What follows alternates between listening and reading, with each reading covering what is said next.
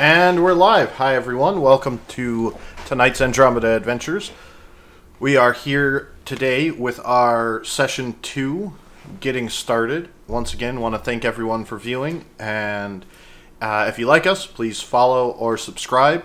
You can also check out our session 1 and character creation videos on YouTube at Andromeda Adventures. But would like to take a brief moment to let everyone say hi and introduce themselves, and then we'll jump right into it.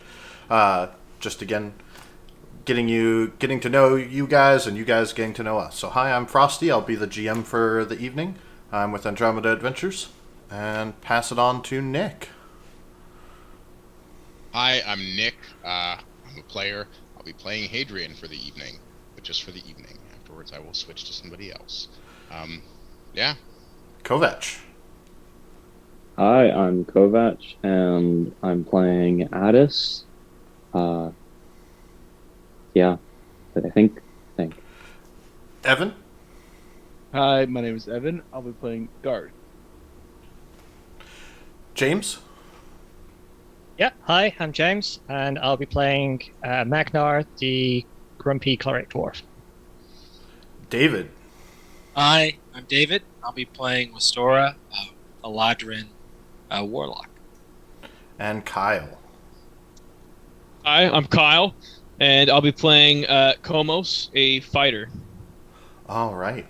So with that, last we left off, you guys were having a drinking contest. So, O Muse, listen to a tale of 6 lost souls, that puppet string of fate do bind and play. As toys first met in mirrored prophecy, then over dice and drink neath endless sun, the winter lady weighed with guilt, did know the satyr held by ire, a giant man with magic stick, a grumpy dwarf that seeks Ishgard, which stirs dark angels darker past, with burning rage that breaks too many cup, of joy and warmth which Garth and Barry sup, to hide their pain and drown sorrow in drink. I, a dark man, known to some, did bid them see a show, wherein denouncing gods and nobles claiming godly right to rule, without regard for those they lessers call, did with dragon's voice cry havoc, and let slip the tides of war. And so did those supposed nobles meet ignoble deaths, and now our fated souls now rise on the morrow to a city thick with midnight sorrow.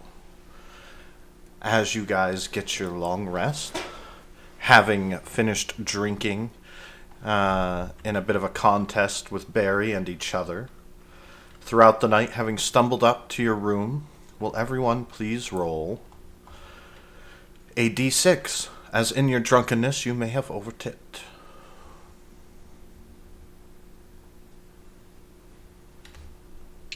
Sorry, my cat unplugged the internet, the light, but I will say I wasn't in that drinking contest, so I will not roll that d6. So you will pay then 1 silver. And right, David, 1 I think silver. you are muted. I was, thank you. I was just simply saying that I did not participate in the drinking contest either. As well. So it'd be, but you got the private room, so yours was I 5 did, so silver. it'd be 5 silver. So Addis, you ended up spending 6 silver that night. Garth, 5. Magnar, 5. And Komos, 2. You weren't feeling much like tipping. As you guys rest up and have haunted, nightmarish dreams, recalling things that you don't wish to remember, the terrifying battle and stresses, as well as ruminating again and again on this strange, dream-like figure that you continuously in these nightly walks through the dreamscape find yourself in that hut, hearing those prophecies told again and again, seeing the group's reflection in that mirror, seeing those others that you fought alongside, receiving their own prophecies that are just out of earshot.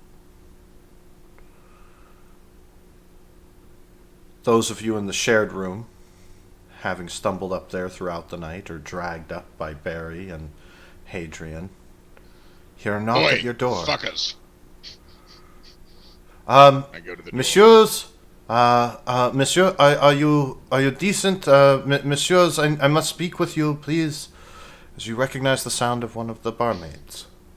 Yeah, I open the door still in sort of a nightshirt, so very much not quite decent, but I'm not giving a shit. I'm just gonna open the door. Oh, Yeah, what do you want? she kind of stands there, sort of taking it back for a moment, but make an insight check. Okay, first roll of the night. Let's go. Nice. Good Good start. start. She seems extremely nervous, almost terrified.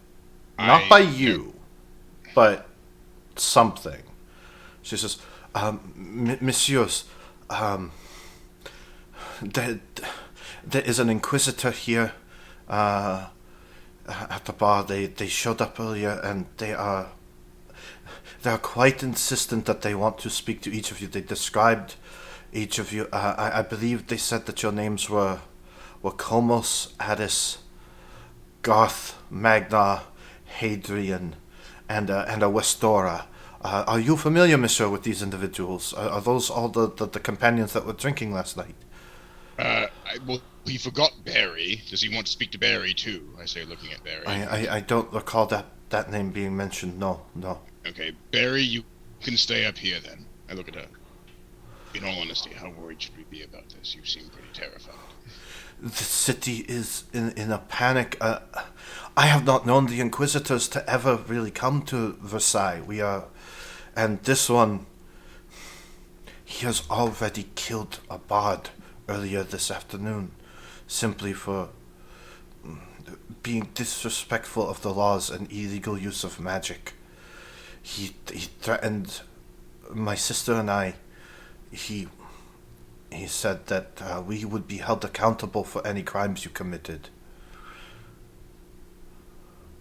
if And we so allowed take you. a deep breath and I do not know what you are involved in, but please, me and my sister cannot afford to lose the tavern. I nod and look at everyone. Somebody's very well informed. I mean, I can't remember everybody's names yet, and some outsider knows all of ours.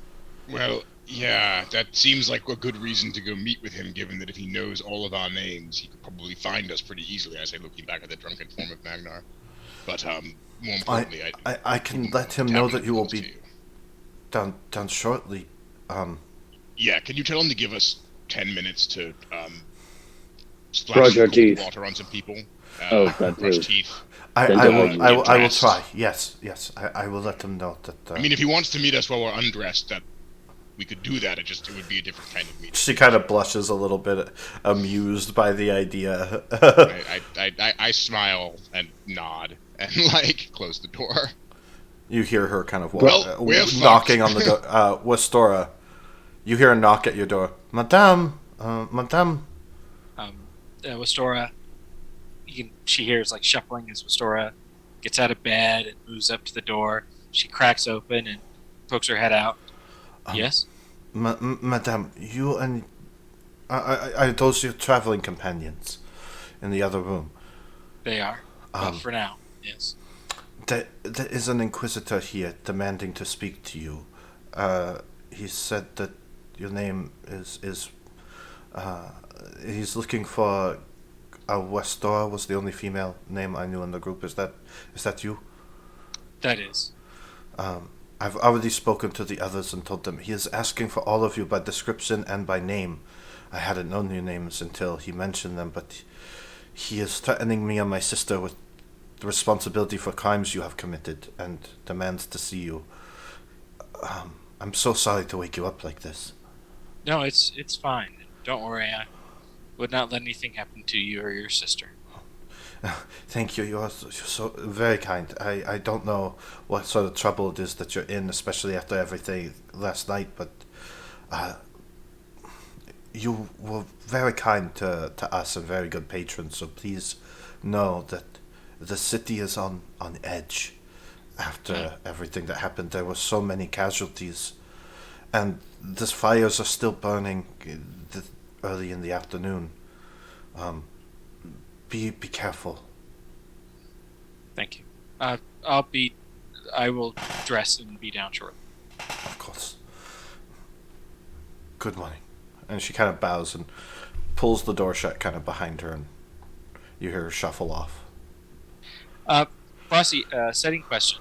Yes. Who are the Inquisitors, and exactly how do they fit Make into a the gambit? history check.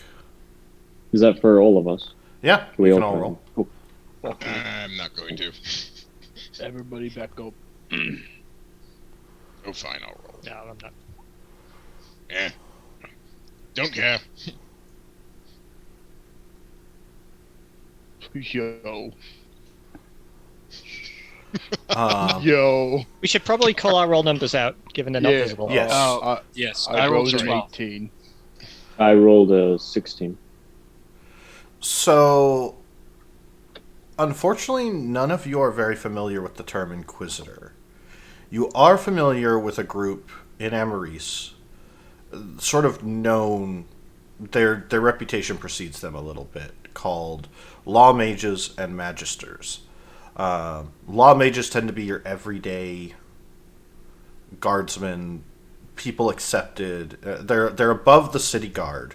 They're allowed to use magic. They're usually graduates of Strixhaven Academy, and they enforce the laws of Amaris, specifically regarding magic, a little bit more than the city guard would.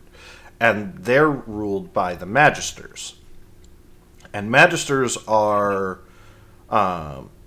elite officers trained to track down warlocks and illegal magic users and sort of act as judge and jury against them. So if there is something called an Inquisitor, it is something none of you have heard of and is not... might be something that is so rare that outside of the Amarisian people might not even know. Even most Amarisians might not even know what an Inquisitor truly is. Okay. Well, Ristora, as quickly as she can, splashes a little water on her face, gets dressed, grabs her things, assuming she'll never come back, and heads down. Hadrian is gonna kick everyone else awake if they're not up already. Not being super gentle, but just like, hey, I'm awake. up, get up. Well, get up faster then. Get Being the awake gun. and being up and ready are not the same fucking thing. Like, Fuck my head hurts. Did we commit any crimes while we were drunk? Is that what's happening? Or you know what? I wasn't with you. I have no idea. But if I you don't did, remember much of last night. does I Barry don't remember come- anything at all. I remember lots of crimes being committed last night, none of which were by us. Okay, I was worried. The way you started that made me really worried. I was like, No. are we Let's go. sure Barry's not a fugitive of the law? Let's Right? go and get this over with. right? It's just a misunderstanding. Everyone, armor on, weapons ready, just in case. I'll pull my hood up to be extra secure. Well, the rest of you are getting ready, and the boys are kind of arguing amongst themselves in the bedroom. Very frat house tavern in But Westora. is Hadrian the responsible patron here? That's sad. You head down the stairs, and you spot a frail, thin-looking gentleman in a oversized blue, red, and pink kind of cloak that makes, despite the gaunt, narrow features and sharp, angular bone structure and almost sickly, thin-looking body of his, look massive and almost intimidating with his presence. On one hand, his fingers seem healthy but long, grow into long nails, and he is taking a sip of a little bit of a wine, and you can see one table has been completely laid out with an amazing breakfast, coffees, wines, cakes, eggs, everything, the works, milks, juices, toast, all fresh baked, that he's kind of on one side of, and you can see several chairs set up on the other side. Everyone else in the tavern is giving him a wide berth. Interestingly enough, though, on the other hand, on his left hand, you can see a strange symbol almost burnt into the back of his palm. And that hand seems to be even frailer, withering, with black splotches and turning bits of gray, almost like it's rotting or necrotic. and seems to kind of twitch and spasm in pain. He has long, oily black hair.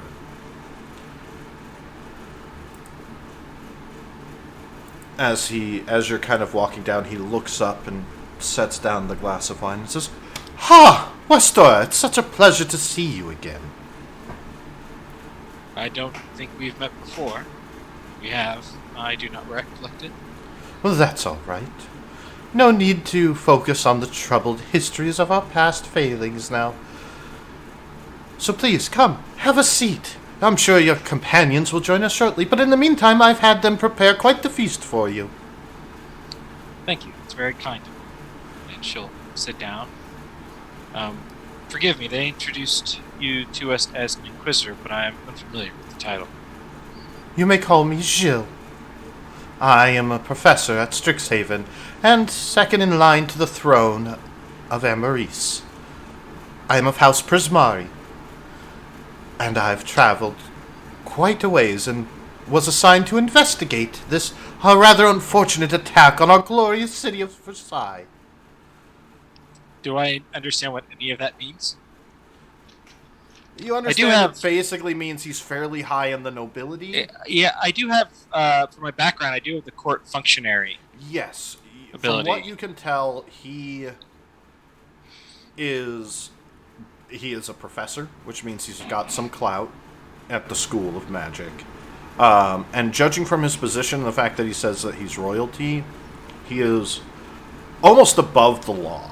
Like, he's one of those people that can move around, but the implication is that he has been kind of assigned to investigate this matter because it's so serious, they're kind of pulling out the big guns.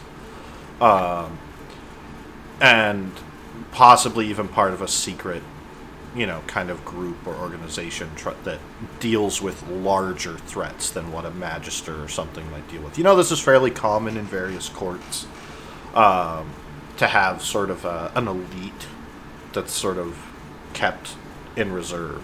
But make an insight check.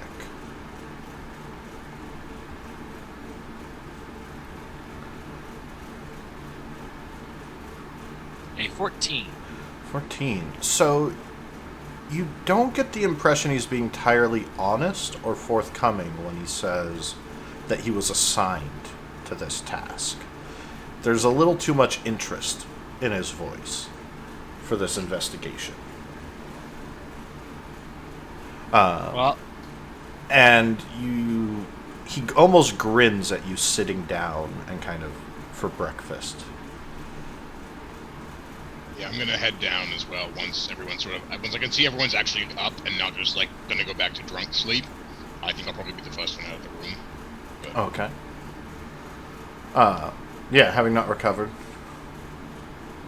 you step down the stairs and see the same figure. You see the quiet bar, people keeping a decent distance away from the long table that's been set out as Westor's sitting on the side.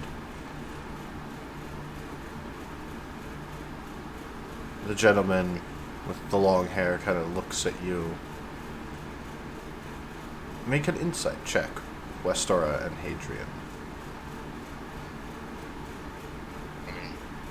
13. I'm going to use a hero point on that. I want to know what he's thinking. 5. All right, so Hadrian, you see a glimpse of anger, surprise, a bit of frustration at the sight of you. But, well checked. Hadrian Isgaros, please, have a seat. I've been waiting for you, and I assume your friends will be down shortly. Cock my head at him and just, do I know you? It doesn't matter. Have a seat. I think it does. And the answer, it doesn't matter, does make me think that it does. It's not relevant to the conversation we have to have today. Insight check. All right. 25. You can tell he is avoiding trying to talk about something. And almost seems... There's a lot of sort of underhanded anger towards you. Everything kind of a hiss and dagger with his words. And I have no idea why that would be No, correct. no clue. You do not recognize the figure. I look at Wistor and I think I might have stood this guy up one time or something. I don't know what's going on here, but he really doesn't like me. It sounds like something you do. The rest of you quickly follow suit, coming down and seeing the large table of a plentiful meal set out. You see the strange gentleman, pale skin, oily black hair, the seemingly rotting hand with a signet ring on it. Comos, as you come over, oh no, other side, my friend.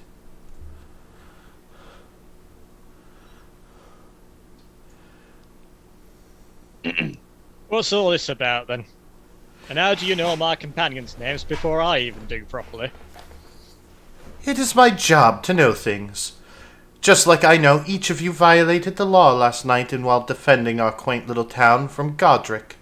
Whoa, hold on. That is a very serious accusation to be thrown around. Good job, Garth. Good job, God! Thank you. I've been really. working on that. Indeed, it's quite the serious accusation, as my understanding is that none of you have any licenses. Is it for the bear? We're very sorry about that. He is trained. Yeah, he gets a little wild sometimes. I apologize. My understanding is get the our bear's proper been an bear license. upstanding guest of our town. Oh, okay. Yes? Wow, that's actually the most shocking thing you said so far today. Look. Wow. What's Can your we get name? a drink? Can we get a drink for Barry? I'm going to yell to the. He's apparently been an upstanding citizen. What is your name? You may call me Gilles. Gilles. What law have I broken? Illegal casting of magic. Specifically, an illicit cure wounds. Well, I can't cast magic. As we define it as Strixhaven Academy, you healed one of your party members' injuries despite not having proper reference or having seen anyone saying that you have divine heritage. And, judging from your animal companion, I would say that you are not of the divine or gifted from gods, and that is quite the crime in these parts, my friend. Additionally, a weapon was blessed. Others were unleashing magical fury and causing tremendous amounts of damage, and that is not something the good people of Versailles and Emeris are willing to tolerate. I'm just backing up a little bit. You were talking about sort of divine being separated, and now you're complaining about to bless. Well, Right. were it I on was its gonna ask own, that it too, might not be a actually. problem. Considering the collective use of it, however, I believe there is reason to suspect that your party might be in league with foul monsters, especially considering that you did not seem to draw the ire of Godric. However, in these times of need, I am willing to forgo and perhaps even forgive such atrocities in exchange for a small service. So Oh, basically, here you're it threatening comes. to pin us with a crime that we didn't really commit in order to extract a sort of service out of us. Is that correct? I am guilty of such a crime. Well, most of us didn't really commit. At least some of you are honest. I will accept whatever punishment is the law requires.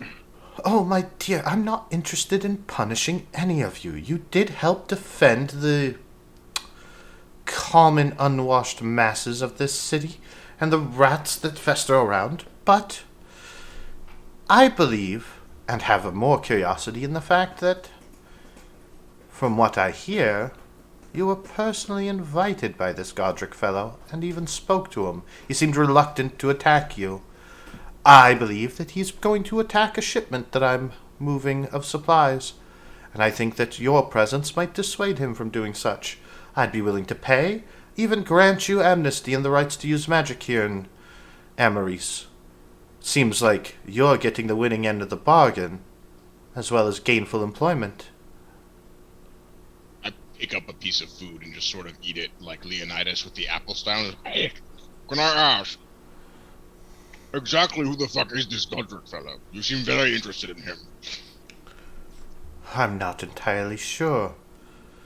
There's a monster who's declared war on our wonderful kingdom and way of life, and he has to be stopped. He's been running rampant for quite some time, around a month now, stealing supplies and infecting the populace with a terrible sickness. Seems one of you even happens to have caught it. When you say the populace, do you mean those unwashed rats and masses that you just denigrated? Or other people? More worthy of our fine I attention. do not like you at all. Jill, you said one of us is sick, yeah? It's written all over that satyr Fae's face and body. He reeks of the disease, the stigma that Godric spreads through this land. You mean Komos? Yes, I was referring to your friend Komos.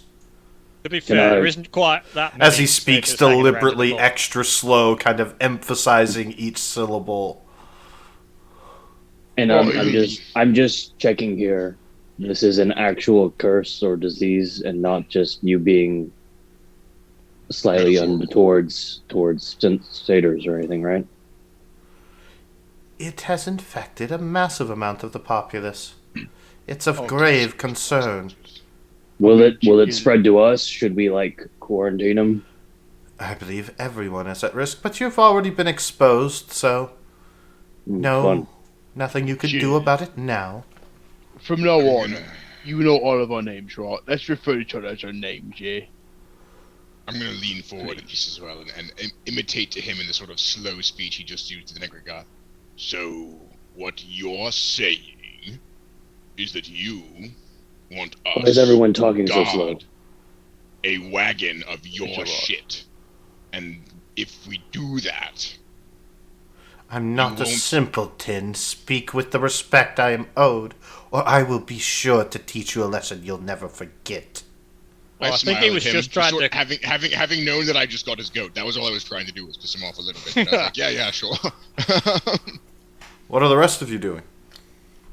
Vestora is having her breakfast. She seems resigned to whatever Jill recommends, because she knows she broke the law, and she's okay with whatever consequences that brings. Where am I compared to Komos? I'm going to wander over to Komos and do a quick look over, do a medicine check. Alright. Komos will just extend his arms freely, just kind of let you have a look. Roll. It's 21. Jill? So looking him over, there are these kind of black bruise shapes along his arm, a little bit on his chest, and they seem to have the same black tone as the fur on his legs and lower half. Seeps in, it's deep under the skin, and as you kind of poke it, it seems to kind of shift and move, like there actually is something inside kind of moving beneath the skin. I don't want to trouble you, and I'm not that familiar with satyr physiology. These don't look like birthmarks. Are these new? They're not me, they're the work of Godric. As our fair new friend here, Jill, has kindly pointed out. Now, Oh. Jill, I'm somewhat... I don't even say somewhat. I'm very interested in your offer. I also have a vested interest in apprehending Godric. You see, he was responsible for a little bit of a fiasco in my past. Perhaps, maybe you'd know something about it? An incident with a peace envoy from the Kingdom of Jaru? He kind of looks to his side. His hand curls. No, not quite familiar with that instance. Insight check. Yeah, honestly, the same thing. Is it okay if I do an insight? Yep. 17. Yeah, buddy. Yeah. Yeah! He is not being entirely honest, but not entirely deceitful. You get the impression he is very aware of the situation you are talking about, but he says the implication is that it was not for peace.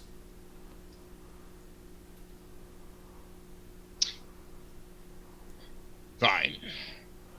Or at least not in the way that you're thinking of. Or at least the way he thinks of. This might be a sensitive topic, but Jill, is that left hand of yours? Is that this disease as well, or is that a separate issue? That is none of your business. Insight check. What? No, I he's think yeah, he's Sorry, I was trying to see. Getting if I a could get- series of very hard stares. You did mention that there was like an arcane rune or something on it. Is there any Yeah, chance okay. any of us know what it is? Make a religion check. Oh, a religion. No, Oh, Can all, If only can we all had a make this Dwarf as cleric well? or something like that who might have religion. 15. Can we all A make this? 4! a 21. Mighty 4! Addis knows more about this than the cleric. All right. So Addis is really into religion. Addis. 14. you recall these similar marks make up the constellation. Supposedly, they mark the gods. This is not one that exists. This is not a constellation that exists, but it looks like someone, or this man himself, was trying to replicate or in some way copy the magic that the god king Ao uses to construct the purviews of godly might and bestow the gift of godhood upon an individual. And whatever happened, it doesn't seem to have gone well, and it is eating away at this man's body.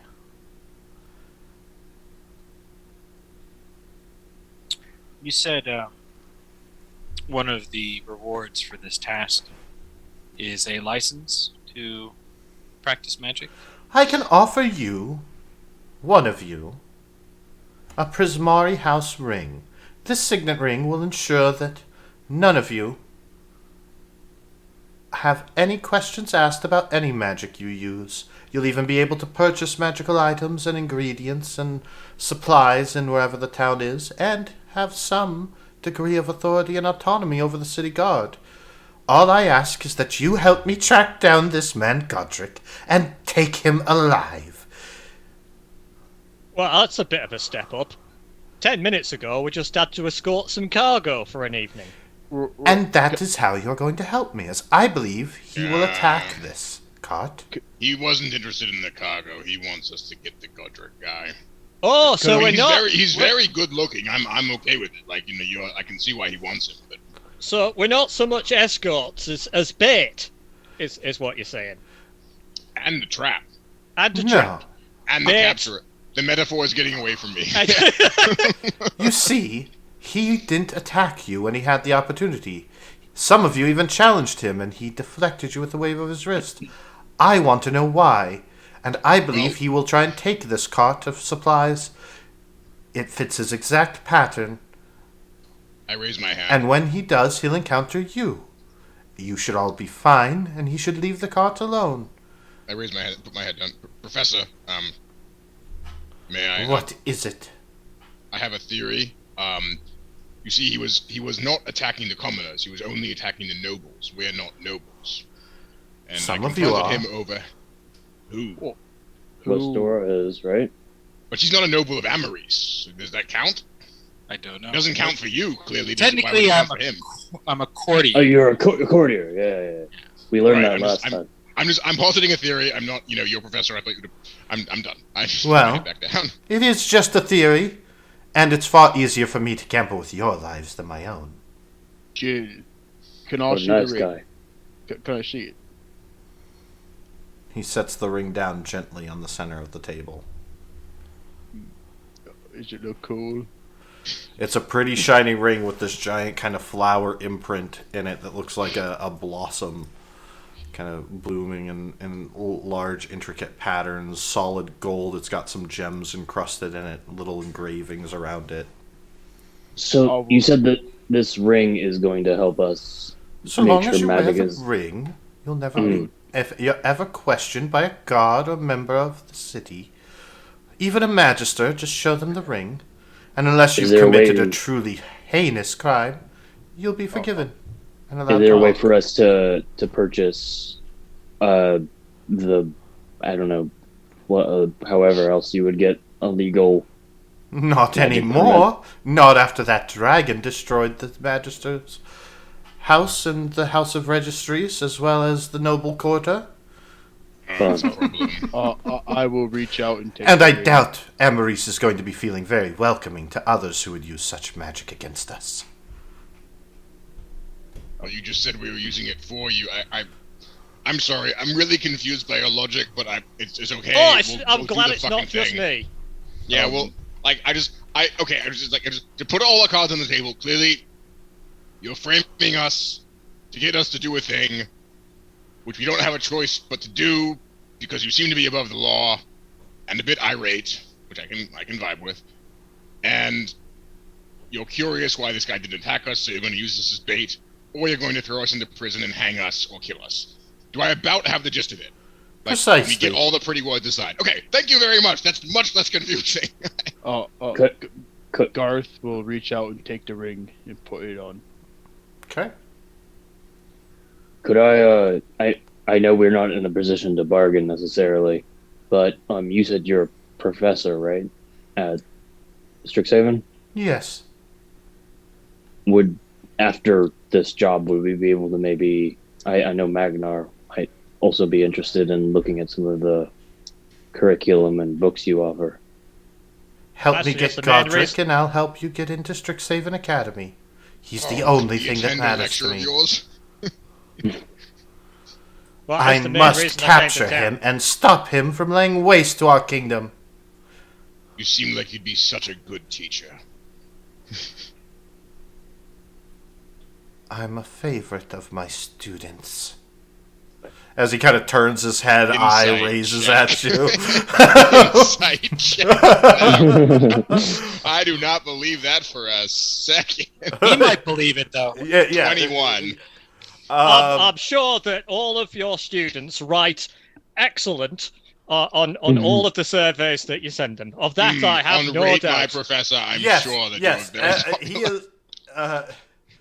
He actually does not think of himself. Does not believe his students think he's the best teacher, but he does think. You get the impression that his students respect him more than any other teacher, even if it's because they fear him. Right. I'm gonna And to nod and him, say fine. that's what matters. I'm gonna say fine. We'll do it. Give us the location or the coordinates, any instructions, any resources you're willing to give to us would be helpful. Obviously, if you can equip us with any kind of items or aid to He help kind us of capture this reaches into his Godric. pouch or into his cloak and kind of out of one of the sleeves tosses a sack of gold onto the table. You hear kind of splash almost as the coins hit inside the pouch. And he says, "You'll be meeting a man named Antoine Rigide. He's running the cart, the wagon train, and he'll be loading up the supplies. He leaves in 3 days' time. As far as I'm concerned, I don't care what you do in this town as long as you're with that shipment. Here's your upfront payment for the job." And how much is it, just for all the people who can't see the gold? I can't count too well. That's your problem. How much gold is it? So we can split it up. Are you going to pull it over and start counting? Just start counting it at the table? Yeah, because I have nothing better to do. I've lost interest in him now. In the middle of a public tavern? Okay. Yeah. 3 days. Where's it He's traveling already from thrown to? the Did I bag miss that part? Here, where's what from? No. Where is Antoine? He was actually just getting to that before. Oh, I'm Adrian. getting ahead of you. I'm sorry. Yes. Um, Carry on. at the Northern Stable House. He's currently preparing. He leaves in 3 days' time. We have a caravan of 3 wagons. One will be security, one will be escort, and one will have the goods. I don't really care what happens to the supplies, as long as it helps me find out what's going on with Godric. But if you can protect them, please do. I may even see fit to reward you. How will you? Or you're not going with us, are you? So, what do we do when we get to Godric? Get what you can out of him. Buy time. I'll arrive as soon as I can. That's over. So we can just hold him wherever we have him, and you'll show up. Indeed. How long time wise? Like, is it gonna be like days of travel, or are you gonna just poof? We'll see, won't we, my friend? Like, okay, yeah, sure. Bearing in mind that when things got a bit airy last time, he poof gone. Then I hope you've got it in you to keep him from going away. Do we? Good luck. Enjoy the meal. He kind of gives a bow and steps up and walks off. I'm gonna enjoy the meal, but not because he told me to. I just look at this ring. It's so cool. It is actually a really nice ring, I'll tell you that. Right? Didn't you say that you couldn't actually cast magic? Oh, I can't. No. So, just to clarify, there's Well- one ring, and the one person who can't cast any magic is the one wearing the ring that lets you cast magic. Well, I know I'll he said it extended anyone to with- all of yeah, us. yeah, well, we're all I good, can we're all take good. it off if you want. I mean, It looks like a noble signet ring. For all would- of you recognize a noble signet ring, but it would basically be anyone who saw that would be like, oh, you're a noble. Like, okay. I mean, I I am the wizard of the group, so I mean, maybe I should take it. Yeah, here, I'll take the ring off. I'll take the ring off and head to Adish. Put the ring on. As you try and take the ring off, Garth, it won't budge. Oh, fuck. Hey, listen, everyone. Ever having a problem That's what you when get for being greedy. you put a ring on and you can't get it off? You need to eat less salt, man. It's just swelling your fingers up with all that. I think bacon. this might be a prank. I think Gilles de Rais might have put in some sort of solvent or whatever on it. I Can don't know. somebody help me get this off? I I can cut it off. Yeah. Great mind. Somebody, okay, let's try it. Yeah. Or I mean, I only have a stick, so it might take a little bit of sawing. I pull out my greatsword and just like, are you sure about this? And like hold it above his finger. I mean, let me try to get off one more time. But we All right. need the ring still, right, guys? We should- I mean, If we it do need doesn't a matter ring. who of us wears it, and it was very confusing. I cast holy magic, which is absolutely fine and simultaneously completely forbidden. Make an insight check. Who? Give us a ring. James. Oh, okay.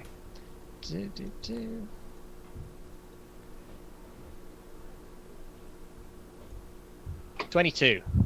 Yeah, you realize that on one hand he did say, divine magic. And he basically was kind of skirting the boundaries of like, well, divine magic is this, and we don't really know if it's divine, so we can't be sure. And kind of very He's much framing as us. Hadrian put it, kind of bending the laws to suit him. It matters very little to me. I'm a warlock, and it's very illegal for me to have cast You're an magic, illegal so- warlock. Oh, You no. might not want to say that so loud in Emery's. They don't like that term at all. Also, wait, Magnar, you have all sorts of little trinkets and things, right? Do you have any way of being able to identify what that ring is? Yeah, please. Help. As he's like trying to pull the ring off. If it's- Frosty, how much gold was it, by the way? I asked. And 500 gold. All right, Holy I will fuck. give everybody 80 gold. Is that correct math? No, Oh, not don't quite. ask I have me. to break No. out a calculator. Bring out the abacus. 500 divided by 6. That is 83 .333333333. Okay, so I'll give Garth an extra gold because he can't count it. Yo! There's 2 extra gold. There's I'll two. give Barry 83 1 times 6 gold. is 498. I'll give Barry 1 gold. He deserves All it. right, I So saw we, someone and then everyone else gets clicking 82. identify. Now, that was not cast. That was just bringing up the description of it. Well, I could identify, and if we were back home in the order, we've got the jar of pearls that we're all allowed to sort of check out and use and put back and everything else. Like a library system, yeah, okay. We did just get money. We could go buy you a pearl. Well, if you wouldn't mind doing that, then absolutely I could do an identify. But it wouldn't let me take one of the pearls with me. The ring won't come off, please. Well, I wouldn't. We'll figure it out, Garth. Don't worry. Yeah, but don't Is the try blood any still force until we work circulating? out what it is. But yes, if you wouldn't, and like it's fine. The pearl, it doesn't like melt or anything when I use it. But I need it with me. It's like How much do you need for the pearl? well, I'm gonna see. I'm gonna need at least 100. How much are you passing around, I Hadrian? gave everyone 82 gold, so I could easily, it's pretty easy. 83. It's fine. 83 It's gold. fine. 83 each. Yeah. What? Okay. I'll give Plus give 2 you. extra, which apparently were. One So of you guys them are standing was there, the same woman kind of, as you guys are kind of all discussing and moving the girl around, the woman You know kind of what? comes over and leans in and she's like, excuse me, is everything, are you guys all right? I noticed that you did not seem to get into trouble. Thank you so much for not getting me and my sister into any more. I'll actually give her the 2 extra gold and say I apologize for scaring the shit out of everybody here. Good. I agree with that. Oh, thank you. You are so kind. Please enjoy the movie. He paid for it all up front. I did not understand with his attitude. I thought he was going to kill someone. He was pretty mad. I was trying pretty hard to get him to kill me, and he didn't do it, so he wanted something out of us. But don't worry, you and your sister and your tavern will be fine. Exactly. Thank you so much. The name is Giselle, by the way. It's so nice to meet all of you. Good to meet you, Giselle. It looks like we might be around for a few days. If it's not too much trouble and you don't mind us staying on. No, the room, I mean, you guys paid well last night. Silver per night and 5 for the solo room. If you want them all, if you're going to be here for a few days, if you wanted, she kind of had gestures to the gold that you gave. I could consider it paid down. Sure. That sounds fair.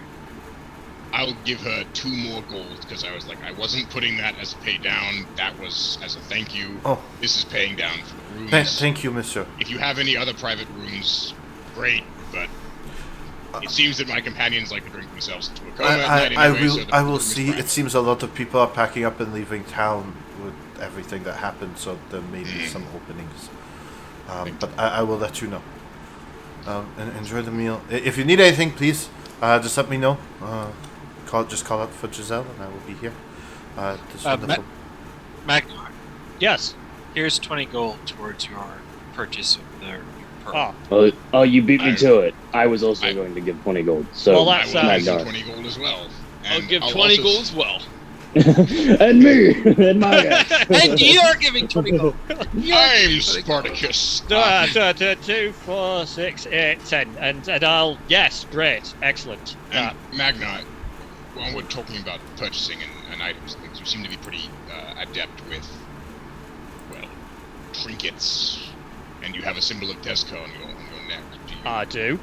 Could you do anything to make our equipment or weapons? It doesn't take long for this to come up whenever I'm with a group.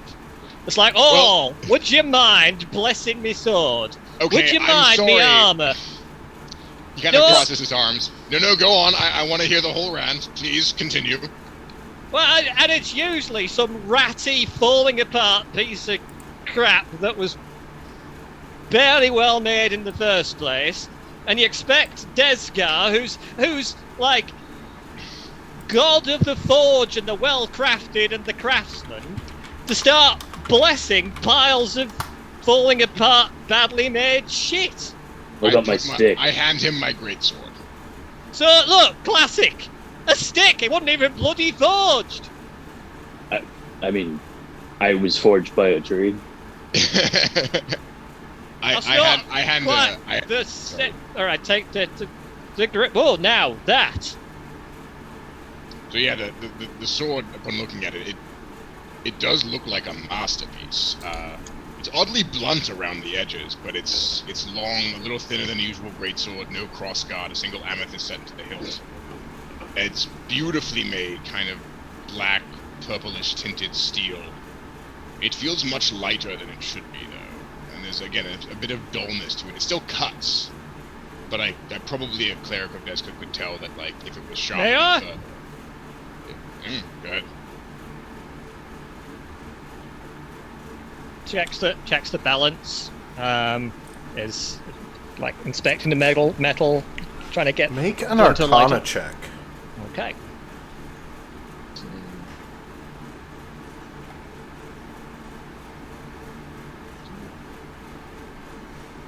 Oops, right. 20. As you look at this sword,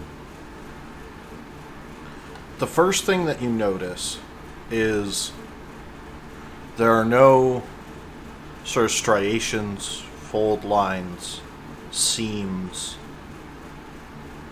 nothing where it was welded or held. Kind of looking at it, there's no hammer marks or dents, and yet somehow, despite it being crafted without ever having met heat or iron, it is completely mundane. It doesn't make sense. There should be marks, scratches, dents, scorch marks, bits of, where the hammer was used to shape it, or where the grinder was used to sharpen it, or small warps in the metal, seam lines, something. And it's nothing. It's as though it just materialized one day, just came into existence. This Yeah? looks like something that, to be honest, I've been trying to achieve all my life. I See, cocked my head. What?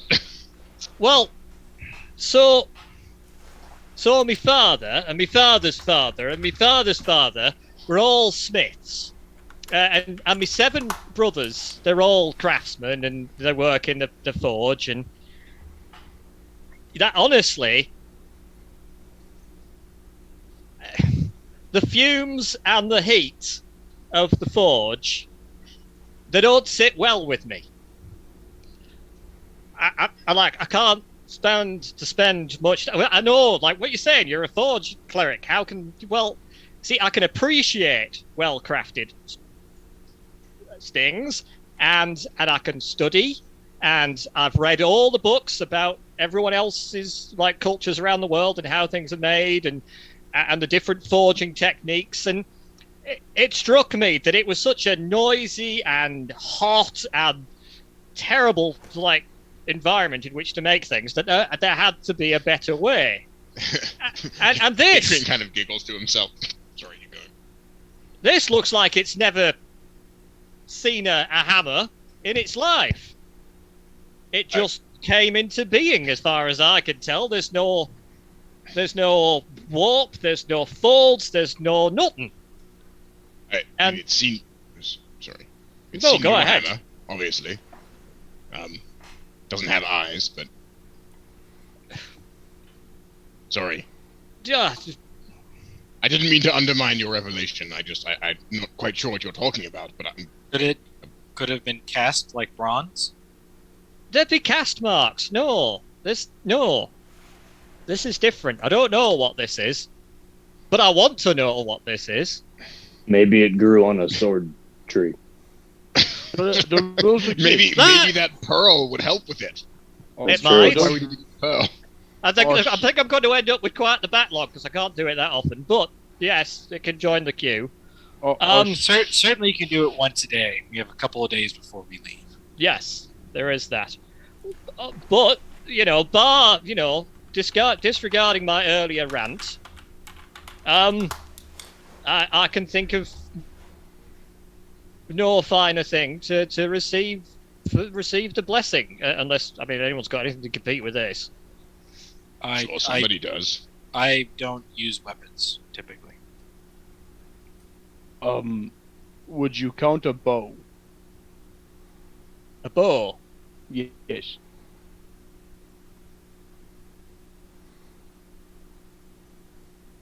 The story just sort of stares at I'd like. Magnar. I mean, it's not like the most funny crafted thing in the world, but it gets the job done. Right, but not really forged. Mind you, this wasn't forged. I have something that was forged, but not my stick. I have a shield. That that's a mighty shield. I'll grant you. Yeah, I mean it had to be custom. Well, I think custom made. I mean, it's probably the size of your torso, Magnar. How's it look? Does it look like? It looks like it was sort of made of like a. I mean, it's not the best quality craftsmanship because of its size. You can tell that obviously whoever tried to craft this was used to crafting larger things, but it sort of still loses a little bit of its quality because of it. But it seems to be made of like a really sturdy oak.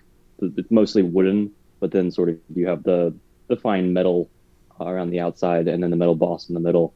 And no, it's not crazy. It's not it's nothing insane, but it's pretty decent craftsmanship.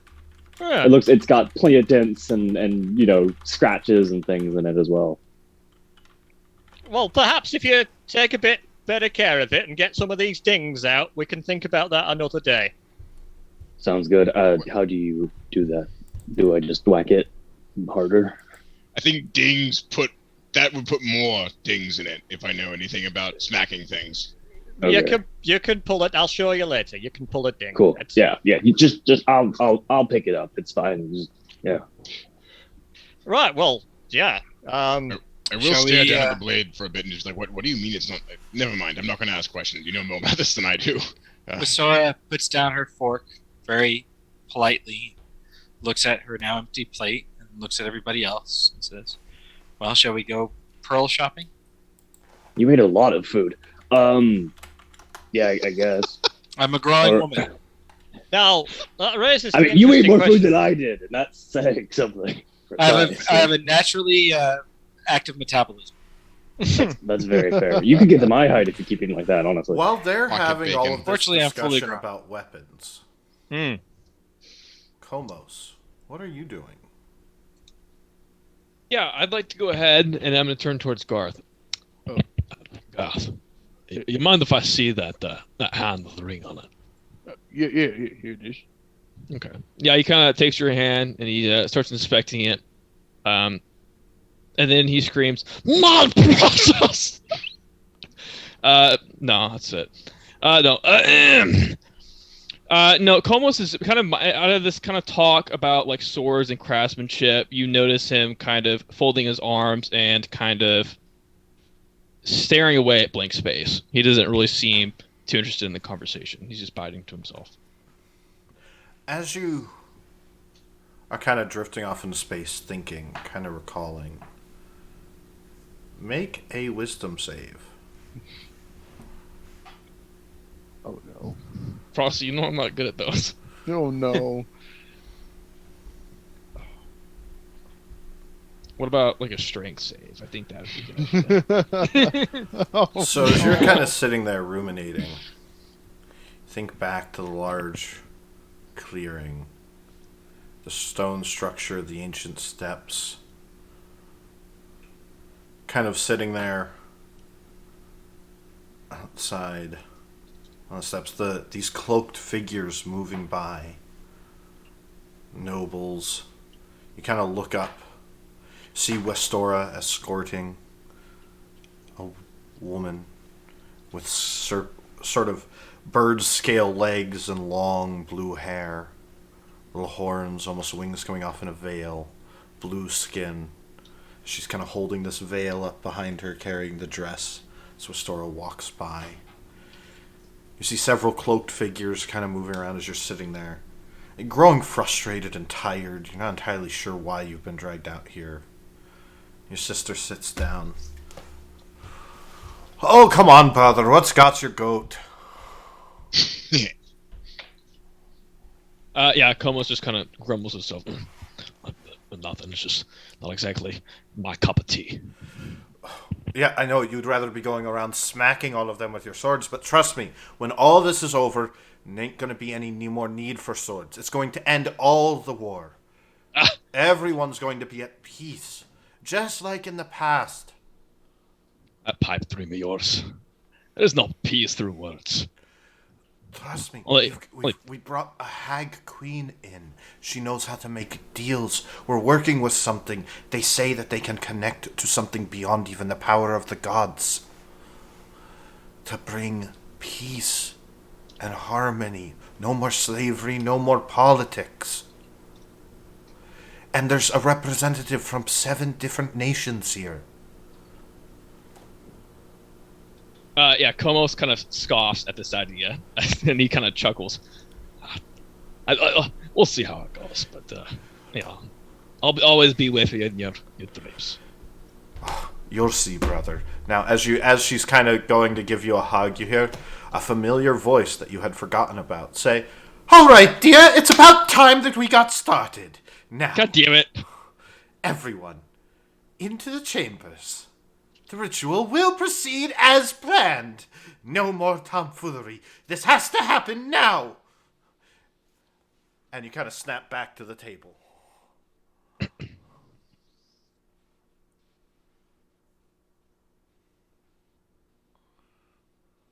So which shop are we hitting first? I'm sure a jewelry shop would be the best bet. Yes. Although, hey, Adrian, shall we? I could do a quick bless. It'll last a day or until I fall asleep. At any rate. Oh, I why don't you? Because you said a lot of things about the sword that, like, I've just sort of always. I mean, it was a gift from my sister, my mother. It was a gift, and I Make insight checks. Yeah. Yeah, you. Oh, Nick. I'm not trying to be deceptive, but 17. 20. Oh, yeah. All of you guys realize, as he says, 21. sister, mother, 5. you can see sort of the gears turning, and enough of you have dealt with liars or tricksters or confused people. Like, this is it's almost like he's making it up. But there's this sort of, as he shakes it off, he's like, yeah, sister. And, like, he seems to think that's true, even though just a moment ago he had no idea. but yeah, like, since then I've always had it, and just I've never known. You said it was like I thought it was just. It's just a sword, right? Like I've hit things with it, and they tend to bleed. But it's never done anything like woo or anything like that. Was your sister it very just good is at making things? whoa all by itself. Was my sister good at? No, she was not really. She said she commissioned it from somebody. She's a huntress of Nylea, actually, sort of out in the wilds. Oh, nice. Yeah. Not really. A bit of a bitch. You said that you hit people, you cut them, and they bleed. How often do you sharpen it? Never. Because it Sometimes. doesn't look terribly sharp. I run my hand along it, and I'm assuming it cuts it pretty easily. It doesn't.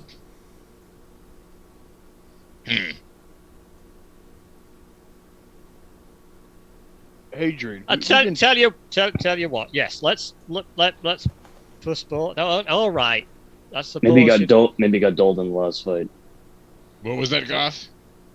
We've been traveling for a while together, yeah? You've never mentioned you had a sister. He sort of pauses. I guess I just don't talk about it that much. Can I make an insight check on it? Yeah, go ahead. 25. You would catch that he probably told you at least a bit about somebody he had run with in the forests of Valakia for a while, but he never described her as a sister. He would have described her as a partner. Maybe there was a romantic interest there. Never named her, but was seeming to run away from something with that.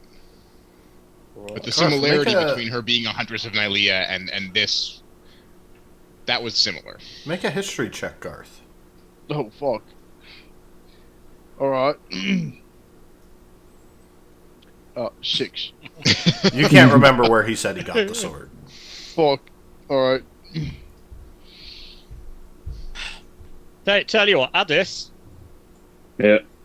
Well, I was going to say pass the shield over, but I think that might flatten me. Can you hold it up for a sec? There you go.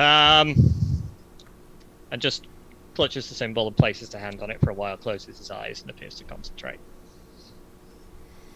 Is it Casts doing bless. Cast bless. No, casts. Where is it? I was gonna say you Artisan's blessing. You bless the shield. It will get an extra bless the D4 shield, on you all of bless its saves and attack. Blessing of the Forge. Yes, Blessing of the Forge. +1 AC to your armor until I next go into a long rest. Okay. Or I like, well, yeah. So it'll, yeah. Don't just keep an eye on it because it will go out tonight. And I happen to notice that when like the elder of our order, he would do the daily blessing. And when he died, that wore off. So if anything happens to me during the day, it'll wear off too. But let's not. I'll do my best to make sure you don't die then. Yeah, That that's the undertone there, I guess. But just because of that, right? Just that, yeah. Of course. Yeah. Does the shield look any like visually different, or is it just sort of a magical like aura coming off of it now? What effect? How does your blessing of the forge work? Describe it.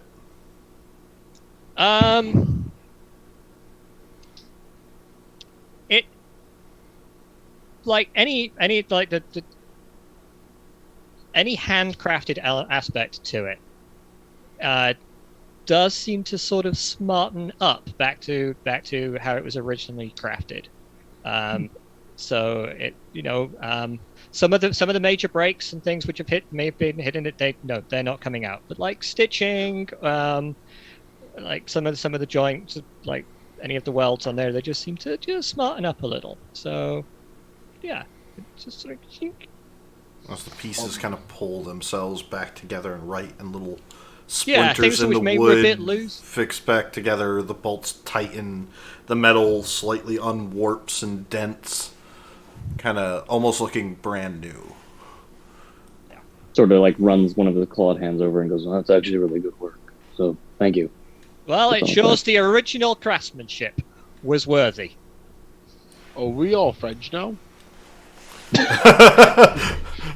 As you see yes, Barry Garth, I think slide that's a plate of bacon off the table. Well, I think you're muted, David.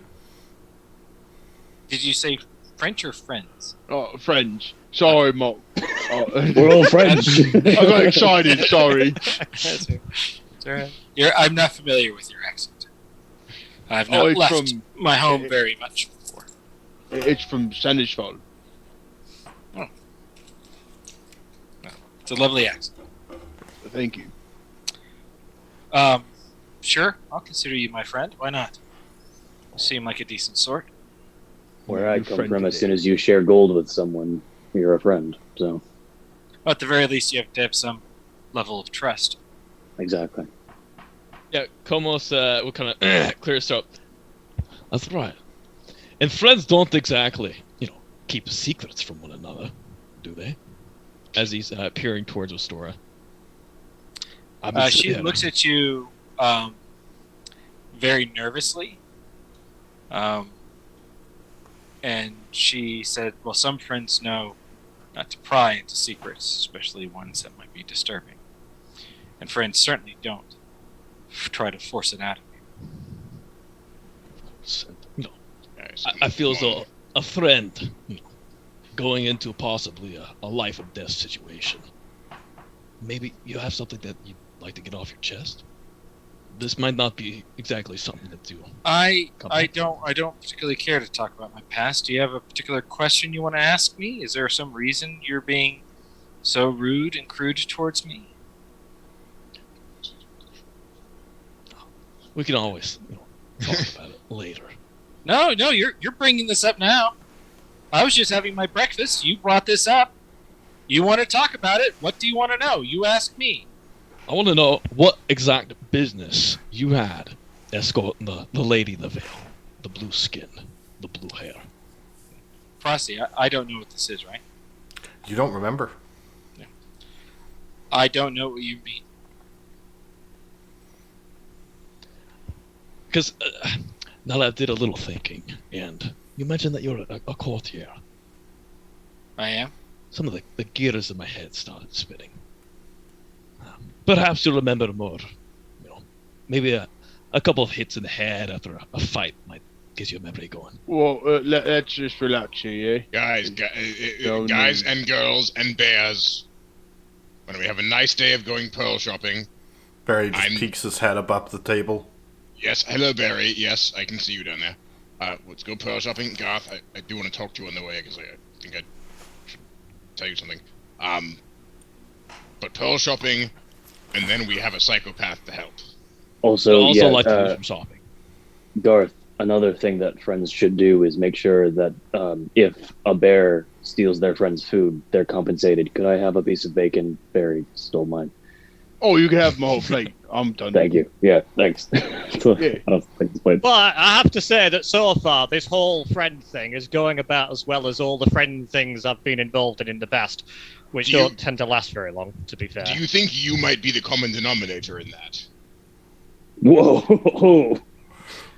That's See, I just sat here and watched them tear strips off each other, and I'm to blame. No, you should have intervened. You're a bad friend. I'm not saying that. Well, I'm that's just what they keep telling me. Yes, but yeah, there you go. Okay. Why don't we just go pearl shopping? Come on, let's go. Let's head out. The bacon fumes are getting to us. We've got to get up and go. Let's go. 100 gold All right. burning a hole. So you guys get up. I gotta tell you, everyone kind of gets up and makes your way. Westaro, will you make a wisdom save for me? Oh.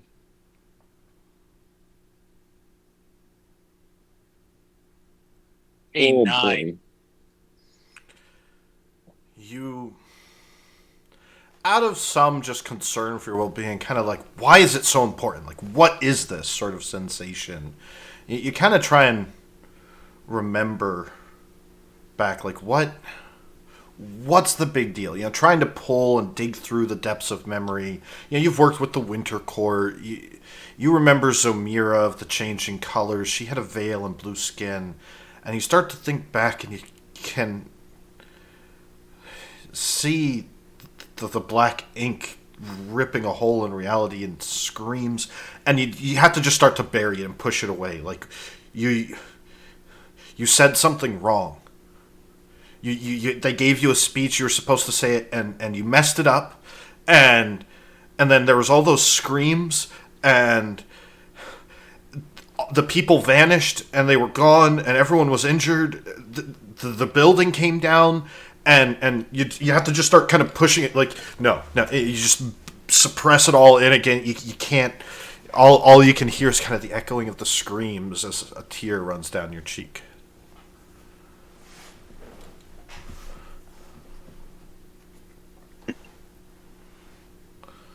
As you he guys really get noticed up I and saw. walk out. Oh, I feel like a Adrian. dick. You wanted to say something to me, eh?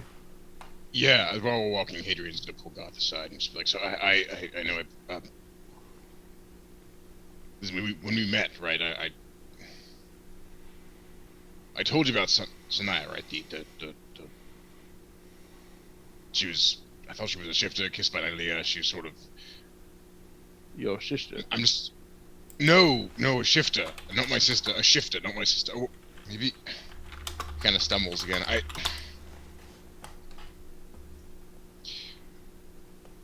I had to leave. I told you, remember? I had to leave because of what happened to her, and I couldn't stay there anymore. It wasn't that they were chasing me. I had to go. You never did really mention what happened. I mean, she was a beautiful woman, but shifter, torches, pitchforks, kissed by Nalia, lycanthropy. You know, you can probably imagine what went down. Tried to get her out. Thought she was okay. She turned. Fight ensued, and there was a lot of blood. Make perception checks, everyone. Oh shit. Except for Hadrian. 15. Alright. 16. 16. Garth, Addis, and Magnar notice. As you guys are walking, Garth, as you're listening, you start to hear a drip, drip, drip. And as Hadrian is telling the story, you notice little bits of blood dripping off of the sword. Magnar, you notice blood right along the edges of the sword dripping off behind him. And Addis, same. As though it had sliced open his hand way back when. But this is like a lot of blood dripping off of that blade. Keep going, Hadrian. Yeah. So she just. I mean, I'm sorry. I'm having so much. But she. Well, I've got an important question for you, No, Hadrian. sorry, I don't mean to interrupt, but your sword's leaking. Yeah, it's dripping. I know, right? I know there was so No, look at your there sword. was so much blood. I know there was so much blood. Make a You don't wisdom have to save, tell me. Hadrian. Oh fuck. Sorry.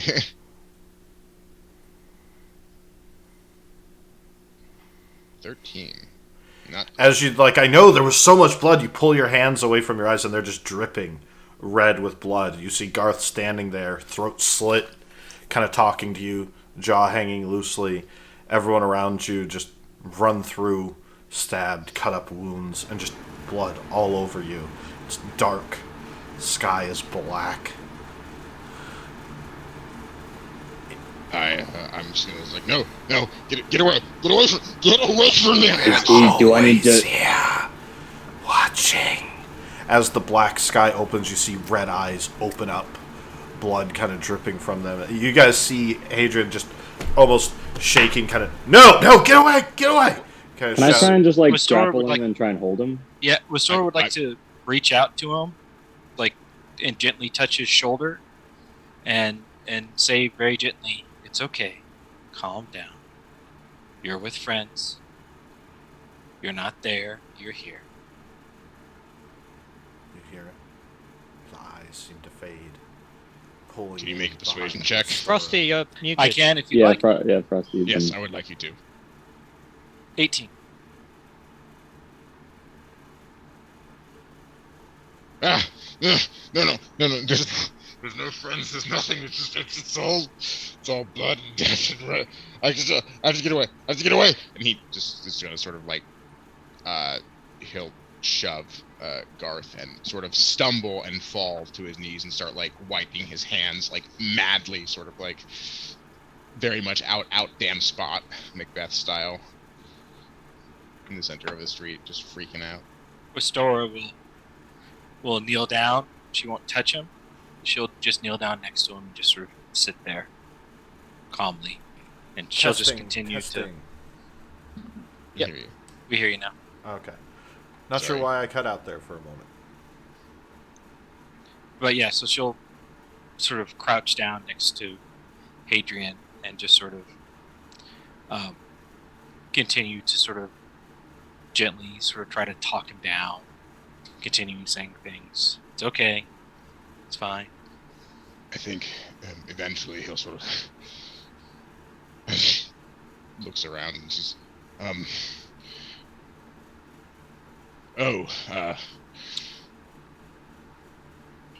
what are you all, pearls, right? We're fine here. Everything's fine. Everything's fine. No. How are you? How are you? How are you? You all good? Everything's fine. Magnar. Well, I'm not. Everything's fine for now. Just leave it for a little bit. Magnar, Yes. everything's fine. Let's go pearl shopping.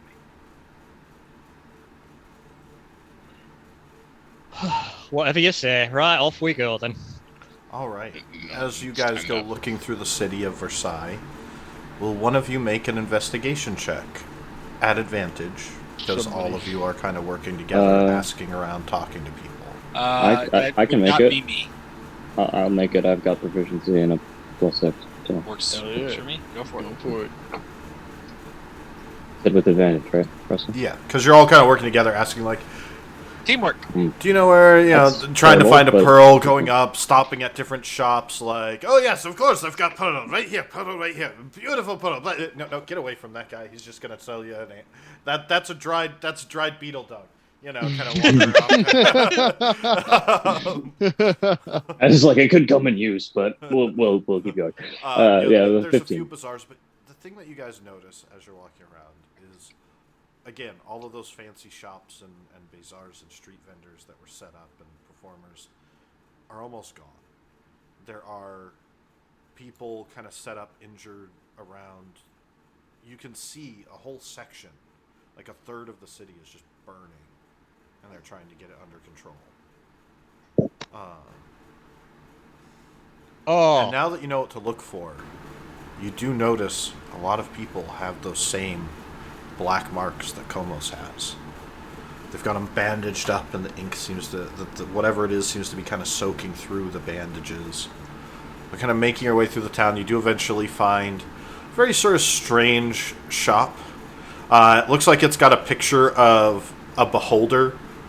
At least that's your best guess. It's just sort of a circle with a bunch of little loops coming off of it with circles on the end, with a stick figure hand holding the stick figure hand of what looks like a person, and then a stick figure hand and like a doodle of a Tyrannosaurus wearing a top hat. And they all kind of doodled onto the window. The sign just has a shop. It seems to be called Within the Eye. And it's got a bunch of different magic stuff in it. And you can see little trinkets and magical doodads and bips and bobs and little...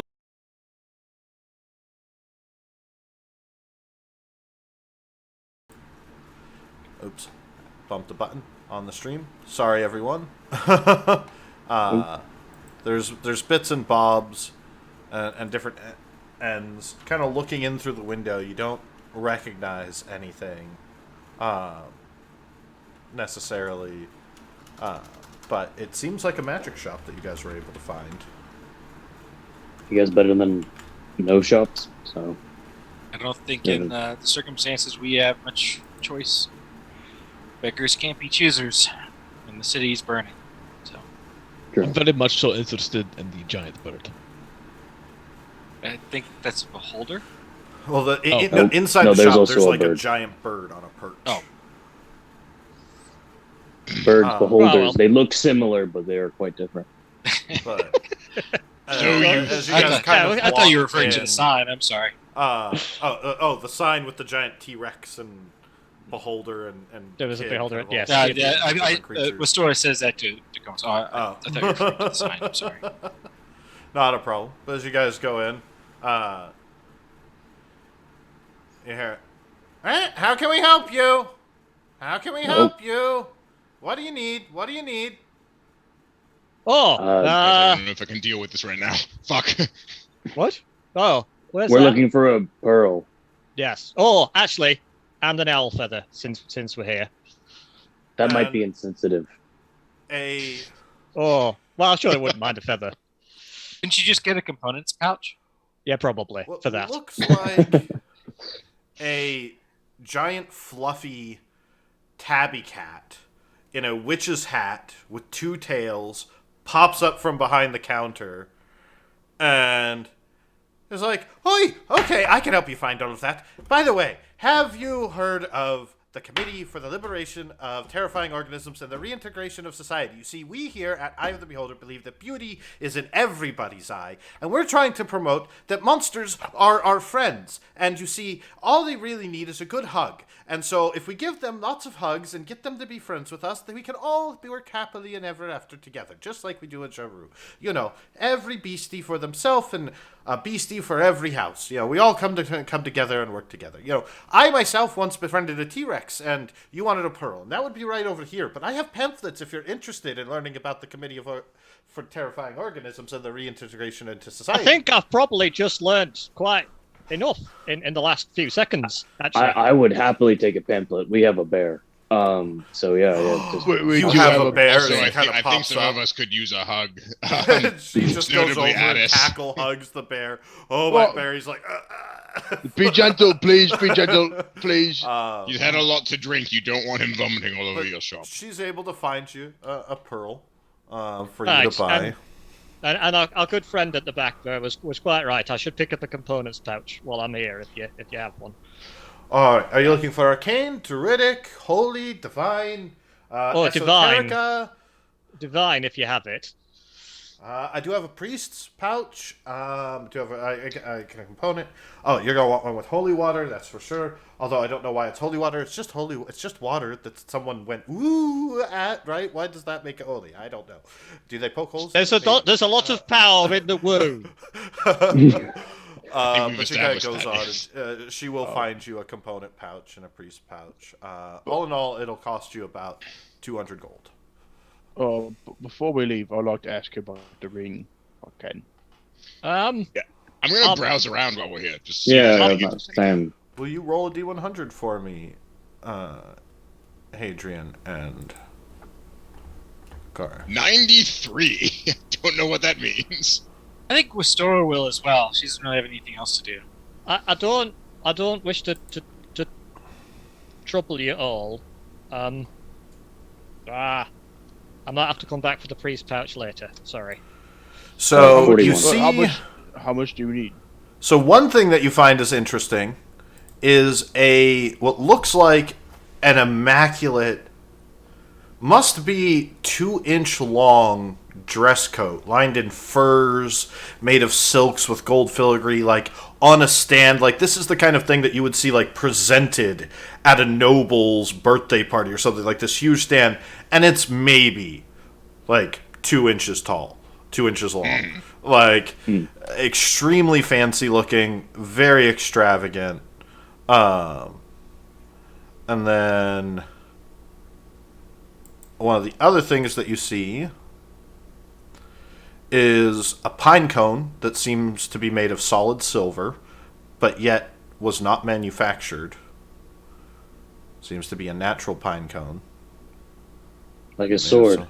So like the sword. Oh, speaking of which, is the sword still dripping blood all Nope. over the shop? Okay, just making sure, because that would be very rude, I think. Would be And you get close to what looks like a potted plant. And it's kind of swaying, and it's like, as you get close to it, it goes, yo, dude, you got any snacks, man? Does it go, hey, And just- Seymour? Just Yeah, the who's blossom asking? opens up, and like it's Who's it's the asking? plant. The plant's like, No, yo, who's the dude, plant? As talking long, to? as long as I get I don't smart care singing, I'll who's be your got dentist. I will snacks, consider man. the plan All a I success. care about is some tasty pies and awesome rains, man. So I've got pocket bacon. Does that work for you? Pocket bacon, dude. Pocket bacon's like the best. Just plop that in, right in here, and the plant kind of opens its mouth. I give him my pocket bacon. Okay, it kind of chomps down.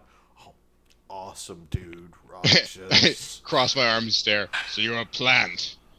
How's that? And just like... Max, I how am a much- Herbeticus conscientious, so if that's like a plant to you, dude, I mean, I guess, yeah.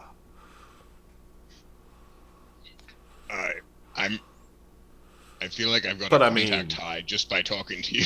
A stone by any other name would weigh just the same, right, bro?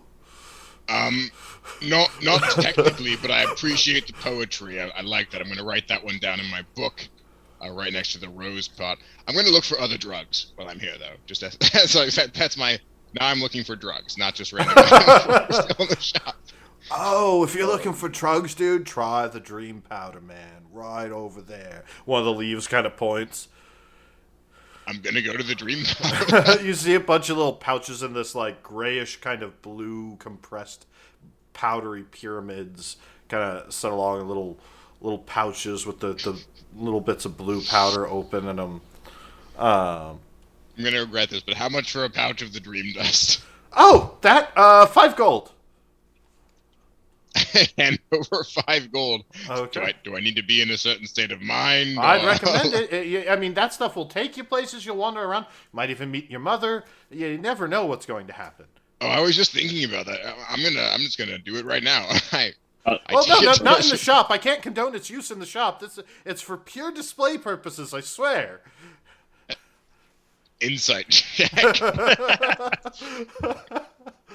20. Oh, no, she's totally full of it. It ain't for display purposes, not at all.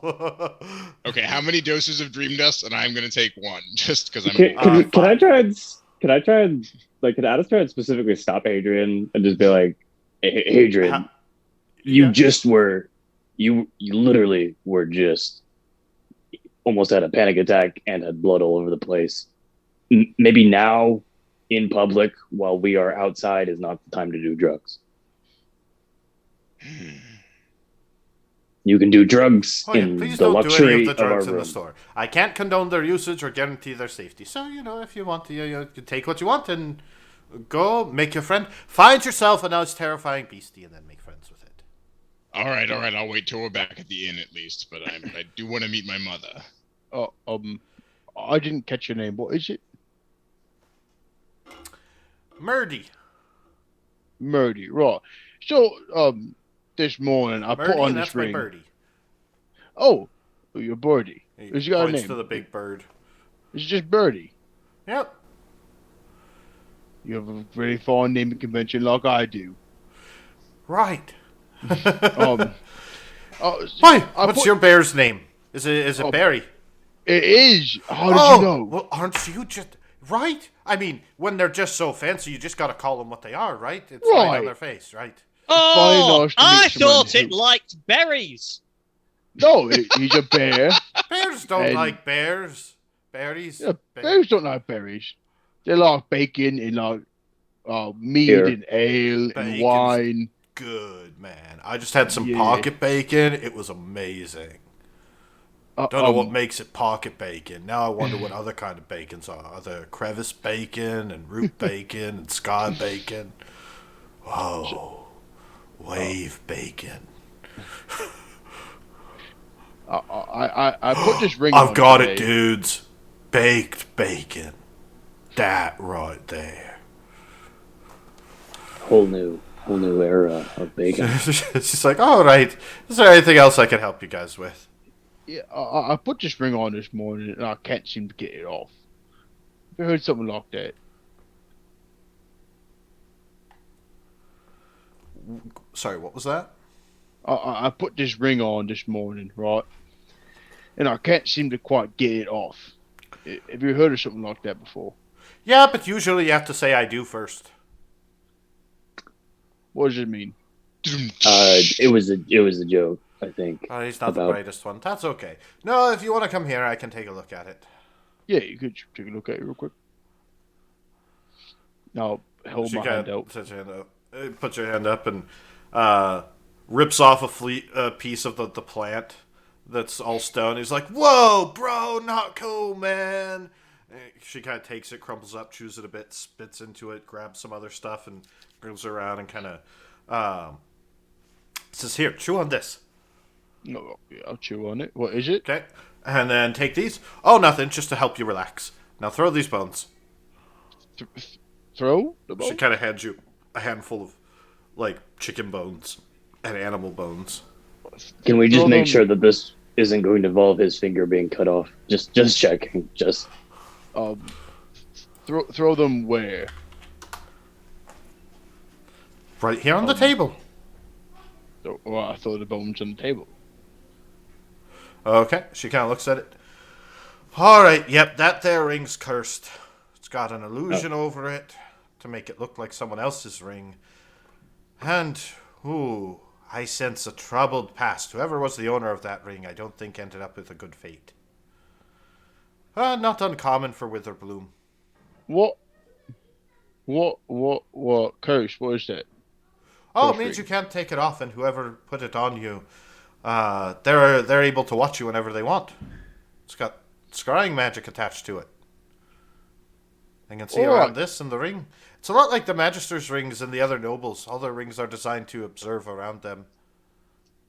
Good to know. Thank you so much. This is a problem. This is a problem. Goth, are you okay? I have some drugs now that you could take to get rid of the problem. That's not how drugs work. What does this magic pine cone do? Just a pine cone. It looks pretty though, doesn't it? It'll look great. You can set it on your boudoir or on your hutch. You can have it out in display, show it off to your guests, make it look like Put it on your Do stick. you have Do you any- do you hit have? people with it if you really want to get creative. That is an interesting idea. Do you have any magic pine cones? Well, I think that one there is magic. I mean, it came from a magic tree. It grew, silver tree. That's kind of magic in its own right. Do you have any healing potions? That I might. Let me see. She kind of hobbles over, hops down, big tabby cat tails waving. Kind Is this goes a around. tabaxi, or is this just a cat with a top hat that's walking around? Make a insight check. Like nature or something. I got a 19. You're pretty sure it's an awakened cat from Jaru.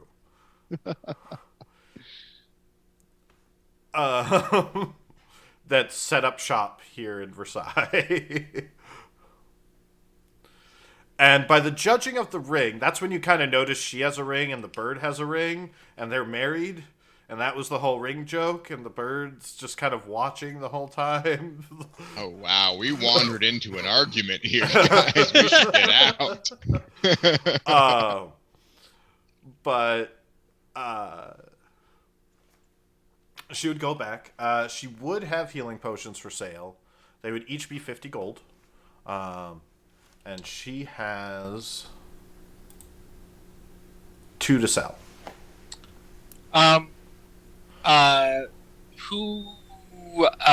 Because there's only two to buy. I don't necessarily think I'm the best person to necessarily take them. I would think somebody who's most likely to be in the front lines would be the best choice. Do any of you want Why are to you all buy? looking at me? I'll buy Only one. because your weapon is a sword that requires you to be close to the enemy. Well, I have actually, a bow. if I were only to buy the pearl, I think that's actually all I need now. How much was the pearl by itself? It would have been 120 gold. Alright. I mean, if you're okay with it, I would like to buy one of the healing potions. I'll probably be up in the front quite a bit. Anybody So- else? Adrian. Well, I can heal myself. Maybe Como should take us. Almost? I appreciate the thought, but I have other plans for my funds. I'm sorry. Other plans. Whoa, you want to, like, give me a home and stuff? All right. Well then, That's if awesome, almost- man. if you're not How gonna buy it, How much do you cost, Mister Plant? Like, can you put a price on one's soul, right? I mean... Yes. She's like, 2 gold. 2 gold and you can have him. I'll do one. I'll bid 2 gold. please don't buy the plant. Please, I don't want the plant with us. Listen, No offense, Start- plant. Start I the wanted the re-adding bird, him. but it's not for sale. I The think the plant bird is is. the next best thing. I think the bird might be. I think the bird is the cat's In a wife or relationship. its husband Yeah. or partner. Bird kind of Geared towards Murdy. Make an insight as you talk about buying the bird. Frosty, That's an 8 on the inside. Restore will buy one healing potions then. Okay. Nobody else seems keen on it. After Garth's conversation with the lady, he'll kind of slowly kind of distance himself from the group, kind of walk away a little bit. Okay. You all right, buddy? Did you not hear what she said? Jill cannot look at us at all times. Whatever. Oh, he I wants. missed that bit. Yeah, something like scribe magic or something. I don't know what it is. So the psychopathic magister turned out to be untrustworthy. Yeah. He gave us a means by I'm which to spy shocked. upon us. Shocked. But- To be honest, I think it's just me.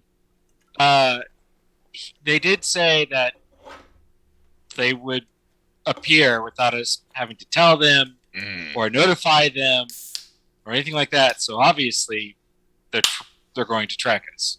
Yeah. He seemed to really hate me. Did anyone else pick up? Like, not obviously.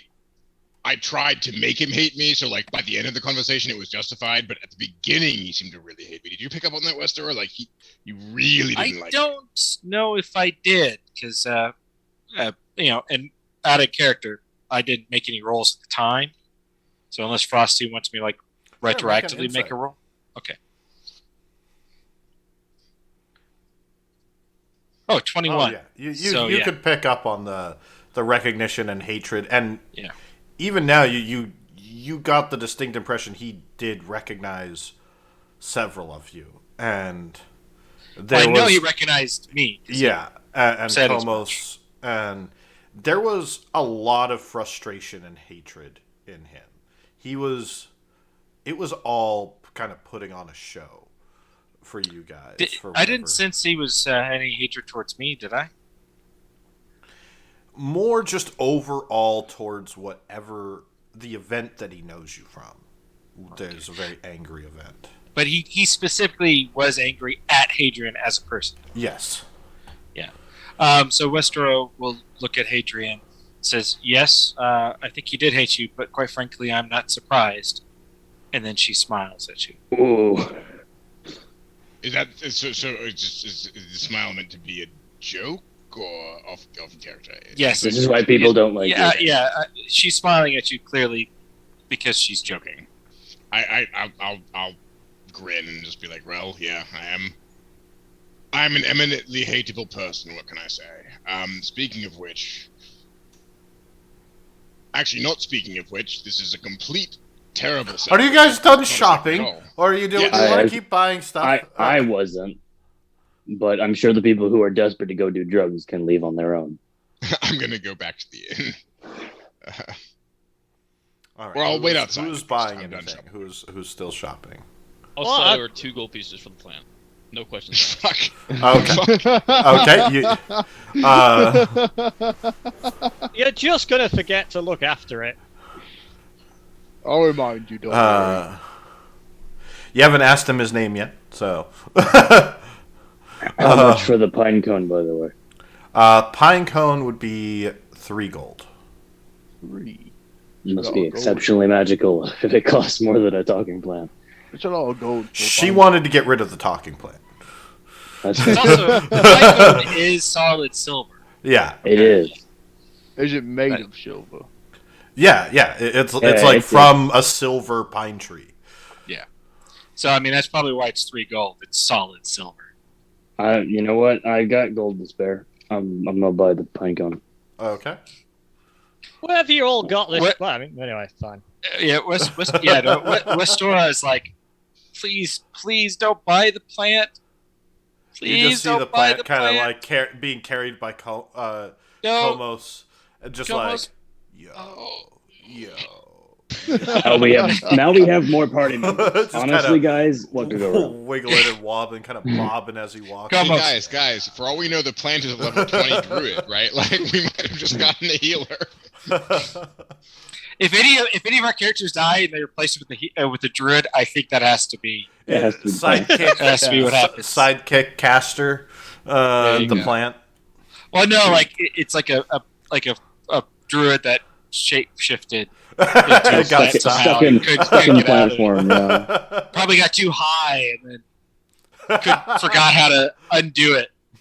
I've always been a plant, man. Dude, I'm just a plant. One bro. with As the far as I trees. remember, I've always been a plant. Like, whoa, there was a time before I remember, dude. Near as I can tell, that seems to be a running theme with some of this. Hey. Fuck you, whoever you are. Westora All right. lets out a deep, pained sigh. Does not want to get into an argument with Komos. Turns and walks out of the shop. Now that we can identify magic items, maybe this is a pine cone of memory, and if I hit people over the head hard enough with it, they'll remember what's going on. Oh, Do hit you- Hadrian. Hit him. I must say, Hit Hadrian. do you gamble much? Sadly, Westora just walked out you of the saw shop, us so just gambling. cannot respond to that statement. I have a feeling you might lose Let's quite go. a lot of bets. Hit Hadrian. Test it out. I mean, I am outside the shop, but I will be asking Magnot to identify my weird leaking I'm sword. done, so I'm gonna I- head out because I I'm can't gonna head afford out. anything else Alright. at the shop. Yeah. Uh, So you as guys well. buy Wants your to, stuff. Yeah, Head back. so he's gonna one more thing. Yep. He's gonna go up to the shop. Hi. Do you have any nightshade, arsenic, the sorts? Jesus. I want to buy 50 gold pieces worth of stuff for my poisoner's kit. She would. She keeps it in the back for strategic sheep hunting. Yeah. Sheep Uh-oh. Damn. Yeah. Yeah, so sort of those things. How much Very- exactly would that run me? It's just cat. For basically a bunch of stuff for your poisoner's kit. Yeah. How much do you want to spend worth of ingredients? You said 50 gold, so. It's just 50 for the feet.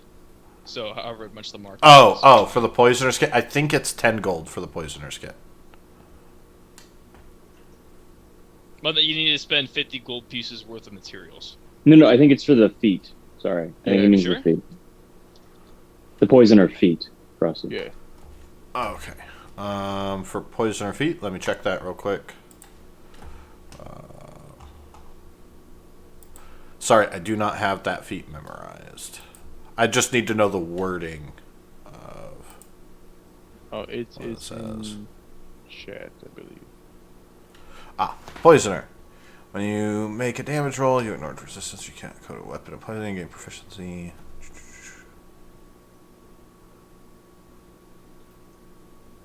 Oh, okay, 50 gold pieces worth of materials.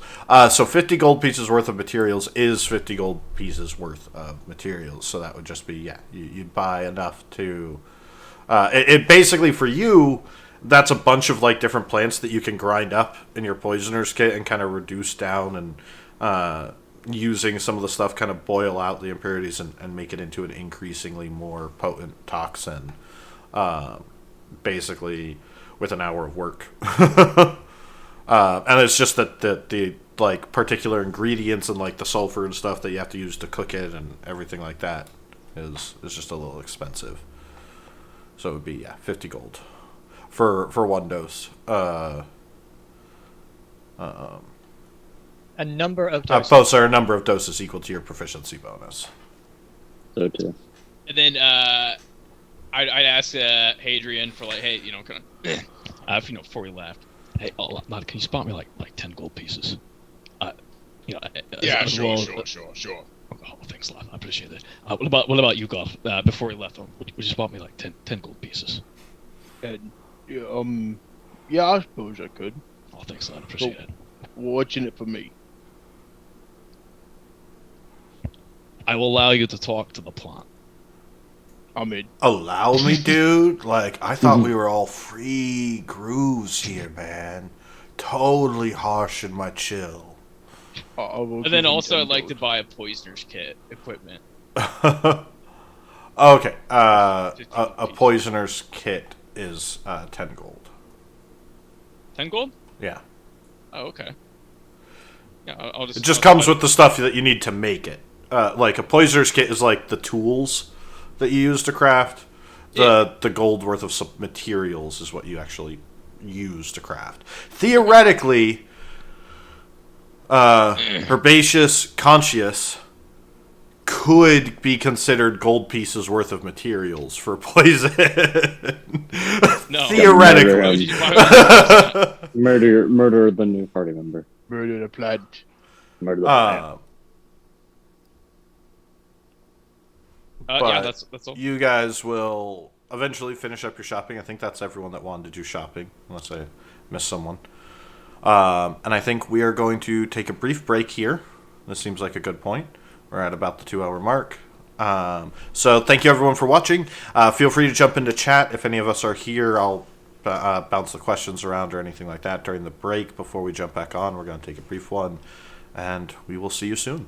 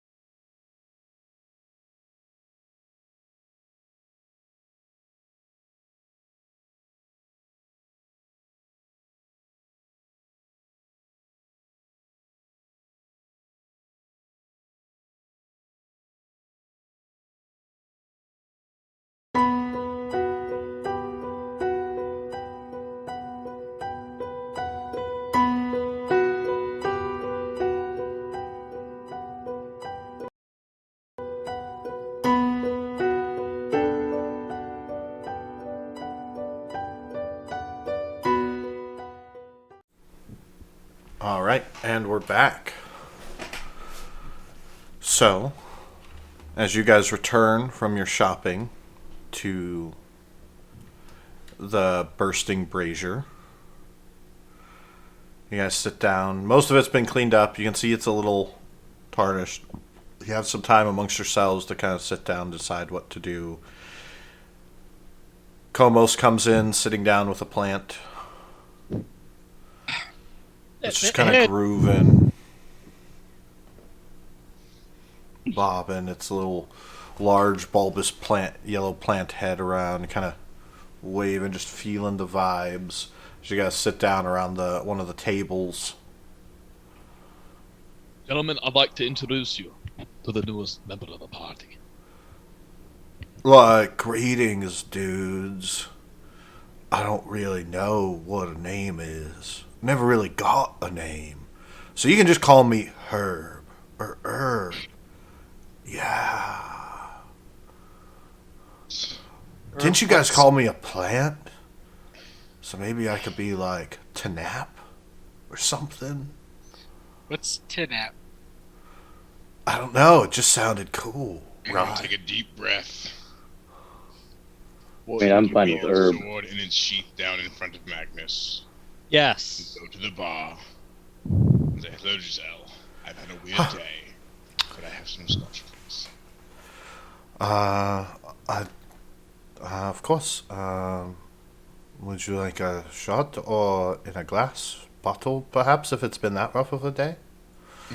That's just for me, I think. The others prefer their ale, so whatever you think someone of my persuasion would enjoy after a rough day. I have an aged thing of the Mod's Reserve. It's fairly strong.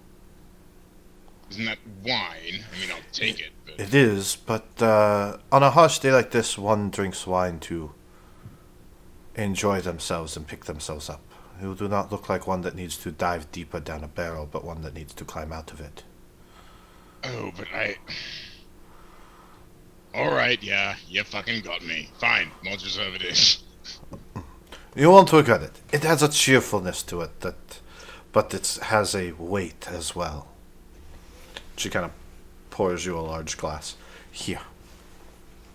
Right. Consider it on the house for keeping whatever trouble it was away. Thank you.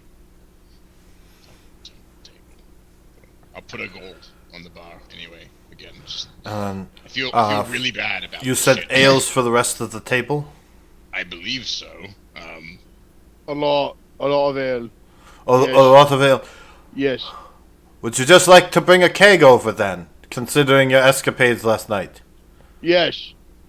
All right, we'll Maybe do. two. Not for me. Water. Bring a Sure, keg I of enjoy water. This. It's really Adrian nice. at Of the water bar, as well, like taking- a very large. 2 kegs. You see her kind of pull up her sleeves and head into the back. I will offer Wester a sort of like, are you sure you don't want any of this? It's nice and not quite the No, They have ale. I don't typically drink much anymore. Magno's Can I gonna. make an insight check on that anymore bit? Sure. Is there like a reason? That'd be If you're the welcome insight to, check and I might have to consult with Frosty a bit about my character's background. And Oh, then Make I sure we're on won't the make same it. I'll just sort of raise an eyebrow and just be like, no. Yeah, go ahead and make an insight roll.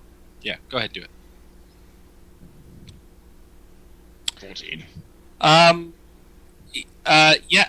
think, and so Frosty, whether it's true or not, she thinks whatever in her past Yeah. is, yeah. So she definitely seems like she seems more afraid of drinking, like as if she's afraid of losing control, or there's something in the past about drinking that kind of bothers her. Like she Alright. seems genuinely worried about drinking. It's not just because she doesn't like it. I nodded that. and make a history check at the thinking about drinking as you're kind of reflecting on being afraid of it. Myself? Listora. Okay. We'll see. I'm not very good at history. Oh, I got 19. Hey. As you think about drinking and kind of shy away, you remember words, and the words you got wrong. You were supposed to say, "I offer my future." But you had been so nervous for what you were supposed to say in that hall. You had been dipping heavily into the wine that was pleasantly provided for that gathering. And you said, "Our futures. I offer our futures." And that's when it all went wrong. If you hadn't been drinking, if you hadn't sipped too many glasses, maybe you would have said the right thing. I mean, what was your future for peace? What was your future for these destinies? But why'd you say ours? And you kind of shake your head like, no, none for me, thanks.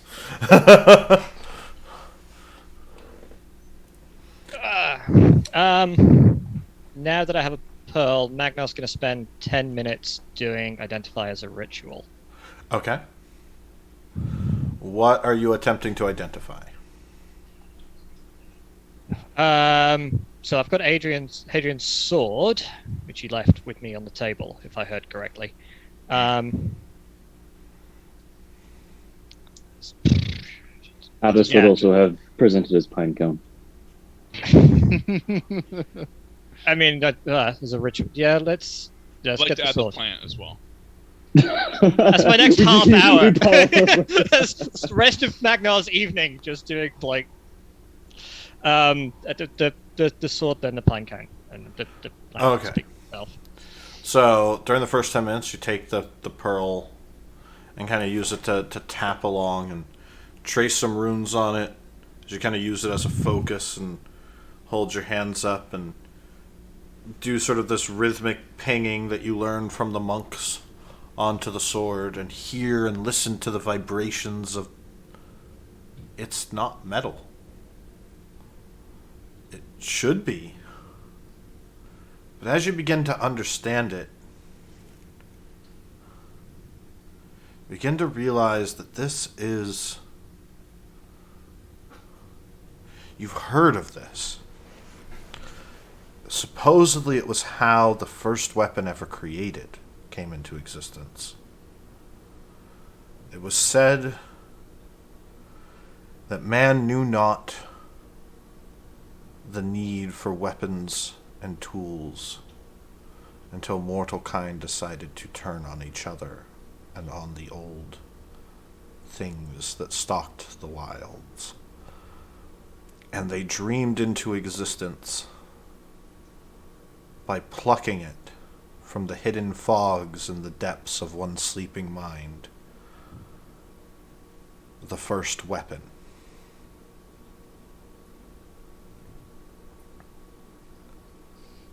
Bloody hell. And as far as you can tell, depictions and stuff like that, this sword is not really a sword. It is a concept of something brought into being. One known only to the person who carries it. A dream given form.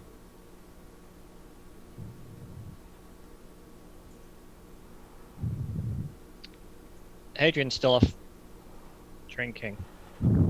I'm back at the table at this point in time.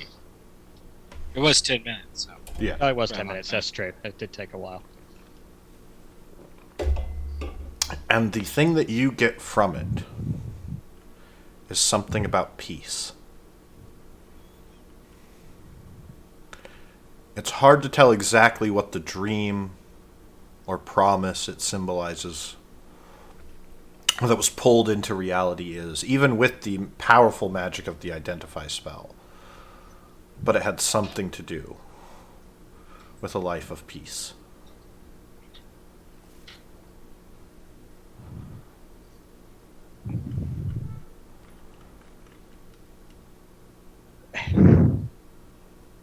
Adrian,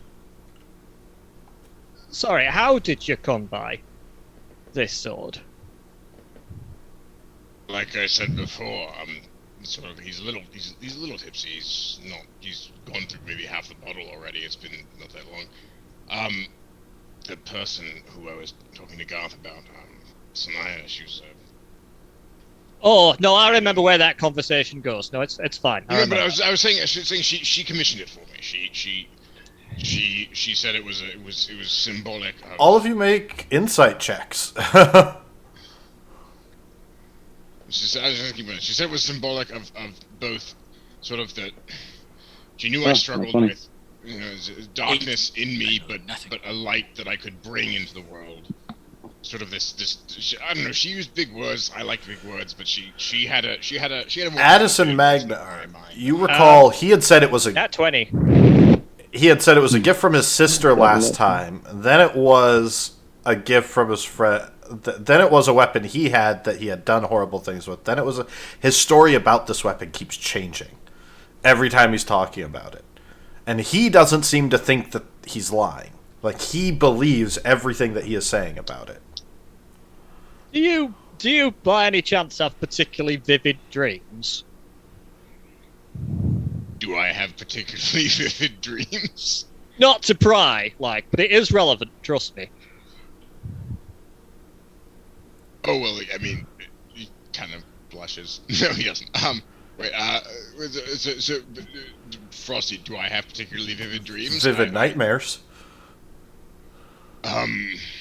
If by vivid dreams you mean sort of blood and dark skies with red eyes staring at me all the time, and clowns and things like that. Wolves chasing me through a forest, me chasing wolves through a forest. Yeah, sure, I have vivid dreams. Don't all of you? Isn't that normal? You recall recently having a very vivid dream, seeing all of their reflections. Yeah, I mean, as like we were saying yesterday, right? Like, I saw all of you in a mirror or like shadows in a dream, and I just assumed that all of these things were normal. Aren't they? Like, don't you have all of those? Both the river blood, like the blood rivers, the wolf chases, the black skies, seeing people you don't know in mirrors and then meeting them the next day. Like, these all seem really normal to me. Aren't they normal? Well, it's No, it's they're a bit typically not of a newer and hopefully a short-lived experience on my I've had behalf. I've had a few dreams of fire, but that's like about it. Not rivers of blood. That's a bit much. Yeah. I'd rather not talk about dreams. No, well, right. So Hey, Garth, It's I not- talked about my dreams. Come on, so open up. Come on, we're all friends here. No, I'm good. Thank you. Yeah, I think if anyone, talking about being uncomfortable and not opening up, Hadrian, you seem to be hiding quite a bit. I'm not hiding anything. I'm telling you everything. no, I mean, yes. So connections to dreams and dreams being somewhat inconsistent and not always coherent. I guess that makes. See, the thing with this sword, it's not so much a sword. I think it might be the first sword, or at least a memory of it, or a. Yeah. I cocked So- my head at that. What the fuck are you talking about? Do I have any I idea don't what know. So see, the thing is, It is inherently magical, but it's not magical in the usual sense. I can't say that it will always strike true, or it will always cleave, someone's head off, or anything like that. It's different, and I'm actually somewhat.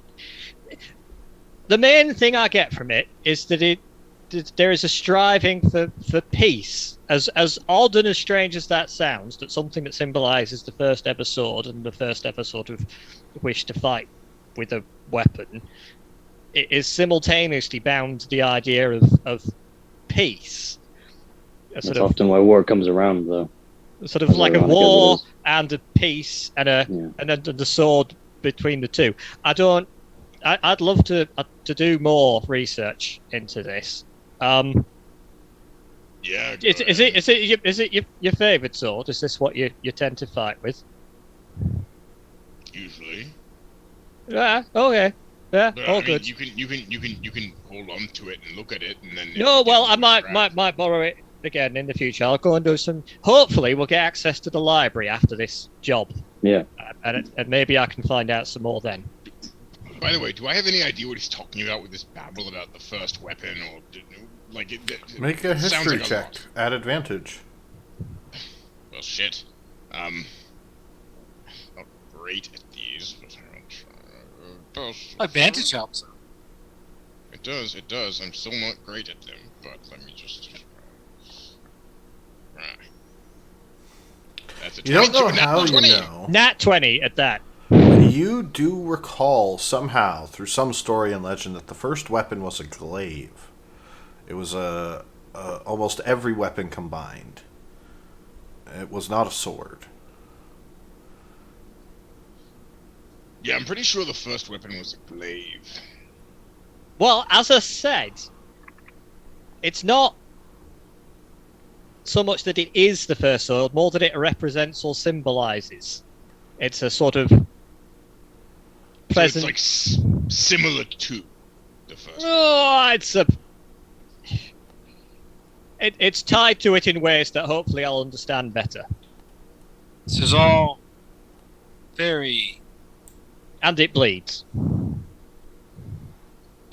That bit know I if don't the get. right word is esoteric or what, but it's all very nebulous, weird. Yes, Well, I we have, not I have, use big I have words. some thoughts, but I don't want to put them into words just yet because I might be misspeaking. Frosty, Yes. the Feywild Yeah. or the Fey realm. That I mean, depending on like the setting, like there's like World of Darkness Changeling, for example, is this Right. very weird place, and I've always thought the D&D one was like this kind of had similar tones, bright, colorful, but kind of weird with the Fae following no rules kind of thing. So in this you have the seasonal courts. Yeah. That kind of rule over the Feywild. It is a verdant growth of nature, and it is said to be tied to the dreams and imaginings of the people of the mortal plane. That it is, whereas the Shadowfell is the reflection of their dead, the Right. Feywild is the reflection of its life. So But there is a plane of dreams, and you can make an Arcana check to know about it.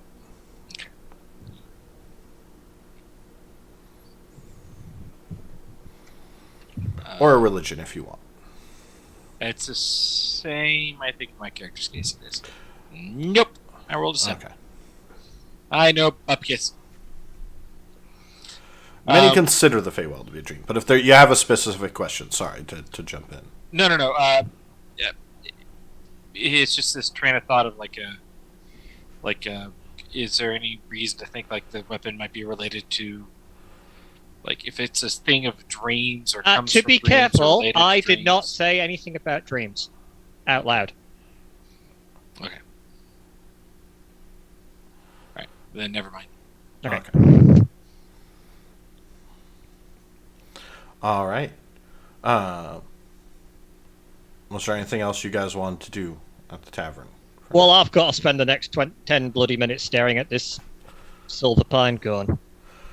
The silver pine cone is a fey pine cone. It is silver. It is a living pine cone. It will grow into a silver pine tree. Wow, this will actually grow. Really? It's a living pine cone. Oh well, It's just it's- made well- of silver. if it's from the Feywild, then probably Komos and I, have we seen such trees before? Make nature checks. That seems like rather a good retirement plan to me. Perhaps it might turn into something similar to our friend here. He points to the plant. No, I think it'll just go into more silver pine cones. I rolled an 11. Neither of you have even heard of a silver forest. Yeah. Garth will be drowning himself in ale tonight. Okay. Yeah, Hadrian's not gonna drown himself in ale, but he's gonna sort of just stare thoughtfully at his glass and drink from it. All right. So you guys have a pleasant evening in the tavern, drinking, chatting, identifying. We do the plant. You Komos can try and talk him into identifying the plant. Magnar, I saw that you started with some very serious stuff, and you did the pine cone, but I noticed that you failed to give her a good friend here any attention. Well, have you asked it if it wants to be identified? That's a very good question. Oh, I think he'd like to know himself better and his place in the universe, man. I always want to know, like, what's in the universe, and like, am I of the universe, or is the universe of me? Well, if you don't mind sitting still for a bit whilst I bang you with this pearl and give you a good look over, I might be able to tell you something a bit new. All right, sounds fine to me, dude. I mean, you do your thing, I'll do mine. Well, we'll it's more for him than it is for hangout. me, but you know, most Any things more of that can pocket bacon? You go about identifying him? Yeah, I'll go about identifying him. He is awakened Feyweed. Oh, so you can smoke him, and he'll get you high as fuck. Well, this looks like he's also connected to the Fae. We are right near our home country, which is intricately tied to the Fae, so... Maybe Well, he's awakened Feyweed at that. Do you have any memory of the Fae? The Fae lands? Like Does what? that ring any bells? No about not you know. No. I don't know much Just a about bunch it. Probably of sparkly seedlings, place. man. You know, that was like, whoa. I think it's been like 200 years. Oh, still young, man. Still young. Yeah. How long were you in that shop then? Whoa, how long? Dude. You know, it always looked the same. Lots of lights going on and off. Oh, he kind of looks around like, I don't even know, man. How long's a year? Like, what's time, dude? So you know it's 200 years, and yet you don't know how long a day is. Yeah, weird, huh? Right. I think we should just stop. I do. We're not going to get anywhere. No, well, I've told you what I know. Make of it what you will. Yeah. Yeah, it's just a mundane, magical fey plant, like that gets you high. That gets it's just the been most awakened. mundane of items. Wow.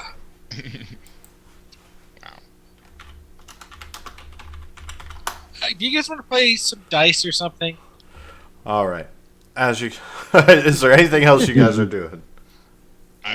I'm good. I will go to the bartender and ask if there are indeed any more private rooms open up. We do have one. Yes. To have one more private room. Again, for silver for the evening. I'll drop the money for it and nod. I feel like I need some. So you guys have a few days before you have to meet up with Antoine. Is there anything that you guys want to do during those days? Do we want to time skip over them? I don't think there's anything Wastora wants to do in particular. Garth is spending time trying to get the ring off. Just keeps trying to get the jewelry off. Yeah. You make a strength save and an athletics check and a con save. Oh, don't do this to me. Adrian will take some dream dust with Komos at one point. He seemed interested. Strength, athletics check, and a con save? Yep. Okay. And then your con save. Oh! So, in trying to pull it off, you break your ring finger, Alright. and you are now disadvantaged to attacks. until you are healed by a lesser restoration or a month goes by. Good. Is my But the finger ring supposed to do that? is still on it. Good. All right. Sounds good. Just My had to finger keep is pushing. just bent sideways. Just gotta keep trying. Is that normal? Is that supposed to happen? But yeah, are you guys doing anything, or do you guys want to skip to... I'd like to spend an hour and do poison. Okay, making. so you're using the supplies you got to poison your weapon. I believe it's two uses. So which are you using them currently, or are you just preparing the two Yeah, uses? I'm just preparing. I'm going to keep them on my inventory. And I will take some dream dust with Komos at some point. And anybody else, but it seemed like he was the only one interested. So I will take that while we're sitting around the tavern someday and just sort of look at things. Who is doing dream dust with Hadrian? With obviously, that is not going to do any drugs.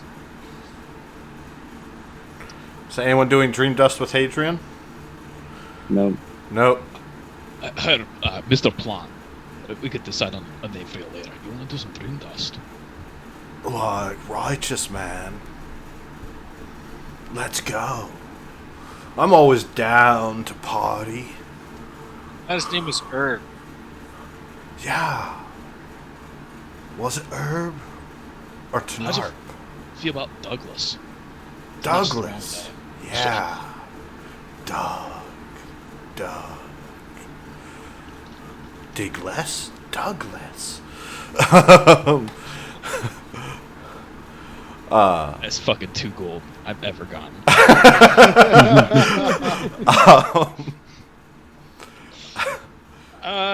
So as you guys sit down to do the dream dust, Oh yeah.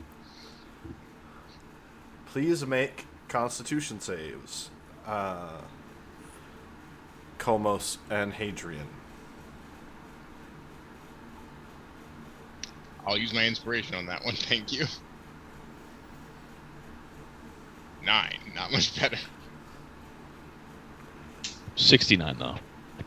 All right. So as you guys are sitting there, kind of, you sort of take a whiff of the powder and kind of float around. And at first, everything seems to be good. Then you're kind of looking around, and you're noticing the walls are kind of breathing, swelling and moving.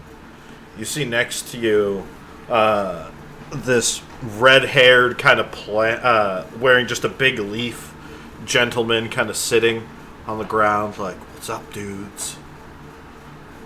Kind of, he's got frizzy hair and like a big leaf over his head. And dirty feet.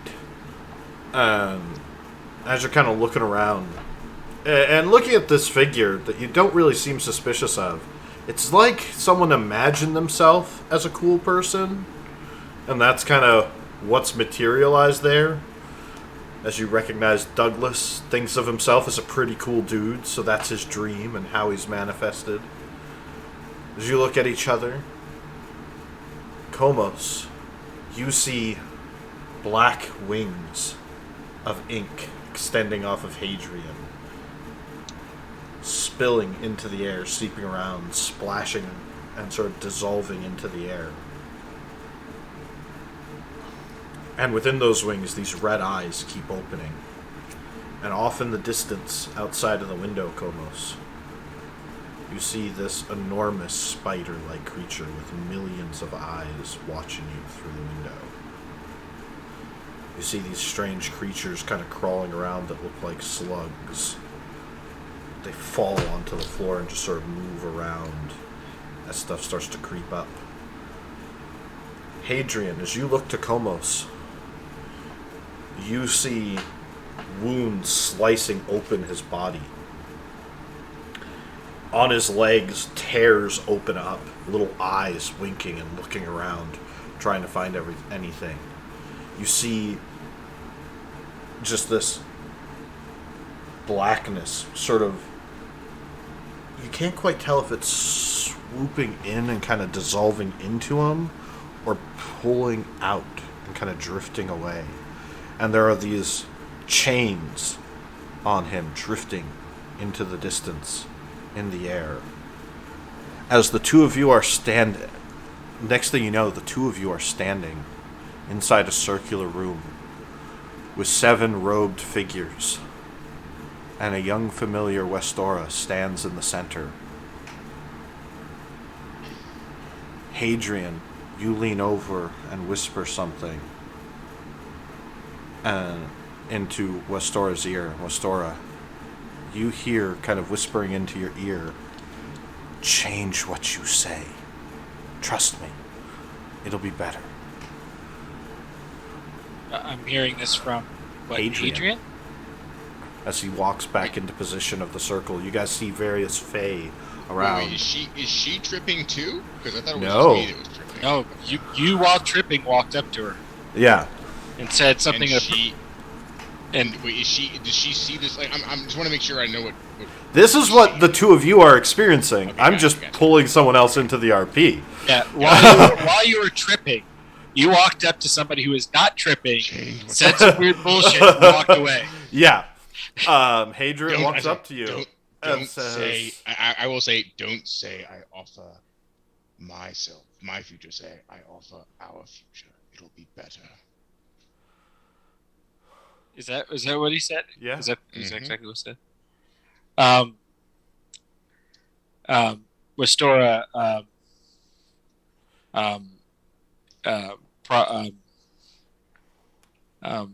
very nervously kind of walks away from the people tripping and sits by herself in the corner. Okay. So the two of you watch and kind of re-experience that night as you see everything kind of play out and start to shake and get blurry. Blackness kind of shifts. It's like the image is trying to pull in multiple directions as you guys are standing there watching all of this happen as the black radiates off of you. Eventually, you see kind of rip open in a tear in reality in the center as several of the people vanish and an explosion of black ink rips out, tears your sister Komos to shreds, blasts Westora around.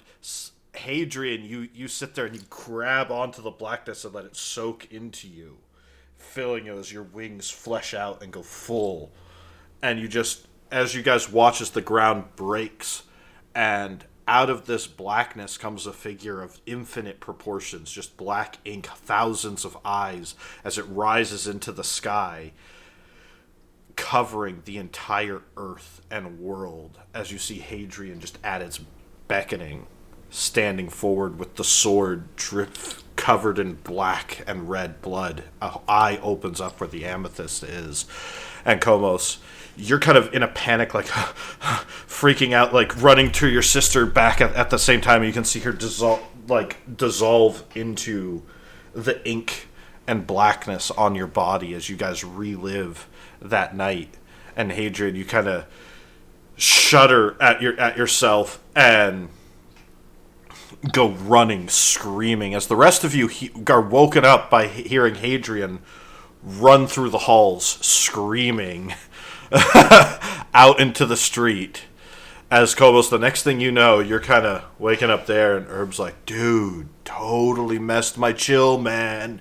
Totally wrecked my chill. Like, what's all this about horrible black things and the end of the world? Like, bro, not the apocalypse, man. Like, you just gotta chill, man. Think about groovy waves and awesome pixies, man. Like, they fly around and flutter, right? And you never really know, like, what...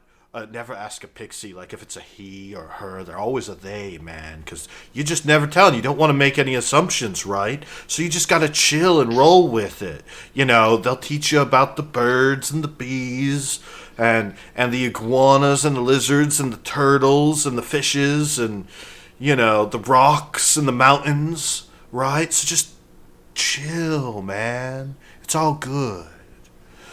Did we see anything like when we were looking at each other and the rest of, like, did we see any of our other group, or was it just us and like did we see weird shit in other people? Or You saw Gilles. That was the only other figure you could recognize other than Komos, Westora, and Hadrian. I meant in the bar before everything sort of went black. No. Okay, gotcha. Both of you seem to have those eyes watching through you. Hadrian, you wake up in a horse trough. Fantastic. Aye, you're sober now. Kind of pulls you, this dwarf pulls you out. You all right? You all right there, friend? Yeah. You're screaming a bit. We decided to hose you down a little bit. Don't worry, the horse has only been drinking in it all day. No, I'm gonna go to a bathhouse. It's fine. Thank you. I'll spend like 5 gold to go to a bathhouse or something. And Okay. Go back to the inn after that. You don't know how Dutch time has passed. A few days go by. Is anyone doing anything? I know, Kovac, you were talking about like doing some mundane work around town. Yeah, yeah. If Addis could find some like menial labor, or even just if like helping with obviously like there's still Repairs, parts of the finding city on fire. survivors. Yeah. He'd want to try and get some sort of payment for helping, but like, you know, if people were in trouble, he'd still try to help out. Are you doing like looking for survivors, or are you helping rebuild? Probably more looking for survive. It depends. I think because he's sort of more. He'd probably be more like less looking for survivors But and more like digging helping them full out. survival. Exactly. Yeah. Okay, make a athletics check for me. Cool.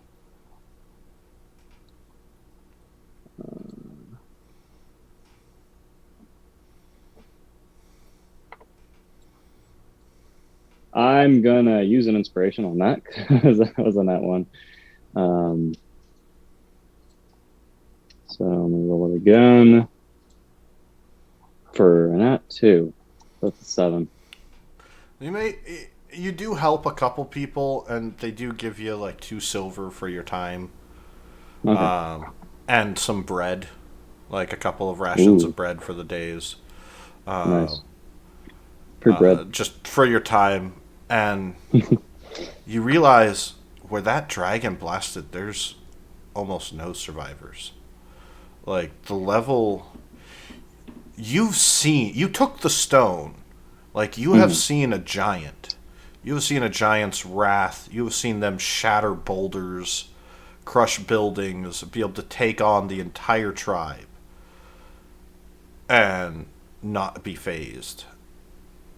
And this is a level of devastation that even you feel uncomfortable around. Like just the potency of the magic. The only thing it can remind you of is that brief time you spent when you were very young and heard the story of Ptolemy, the terrible dragon that scarred the earth and left the great canyons of Ptolemy's scars.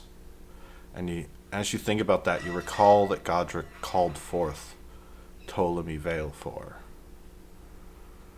And you wonder what would be left if that dragon had lasted longer than a few seconds.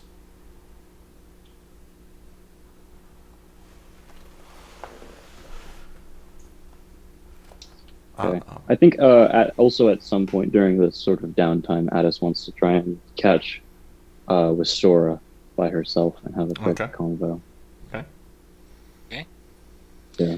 You probably catch Restora. She probably spends most of the time either with the group in the tavern or in her room. Probably isn't going out in the city much. Mm-hmm. Considering what she is and stuff like that, probably doesn't think it's a good idea. Yeah. Especially on her own. Probably, you know, at a time where the rest of the group was sort of out and about. Maybe they were just the two in the tavern. Addis would sort of approach it, sort of sit down at the table. He tries to make himself look a little bit smaller. Like he's trying to make himself look sort of like he doesn't want to try and feel imposing. And he sort of. Have you eaten yet? Yeah. No, I had some free bread, which was it was nice. Free bread is free bread, I guess. But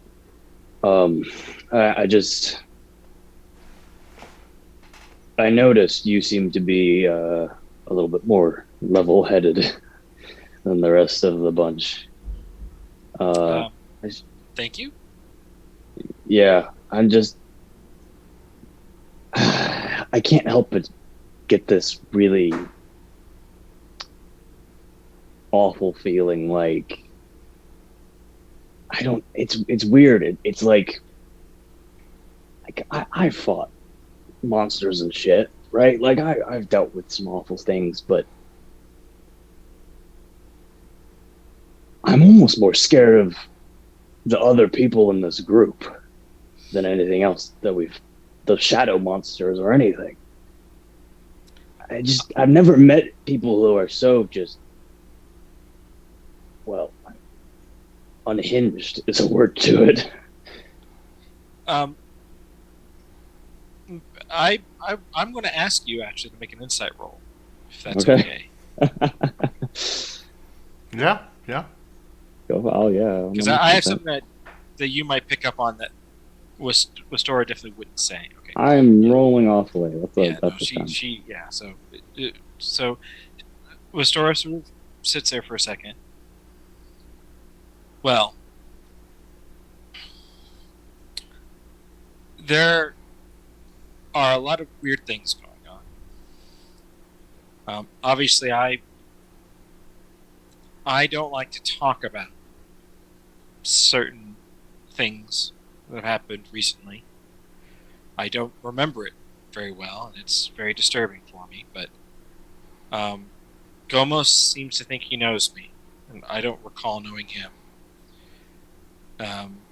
I've had some weird images in my mind that involve him and Hadrian, and I don't quite know what's real and what's not.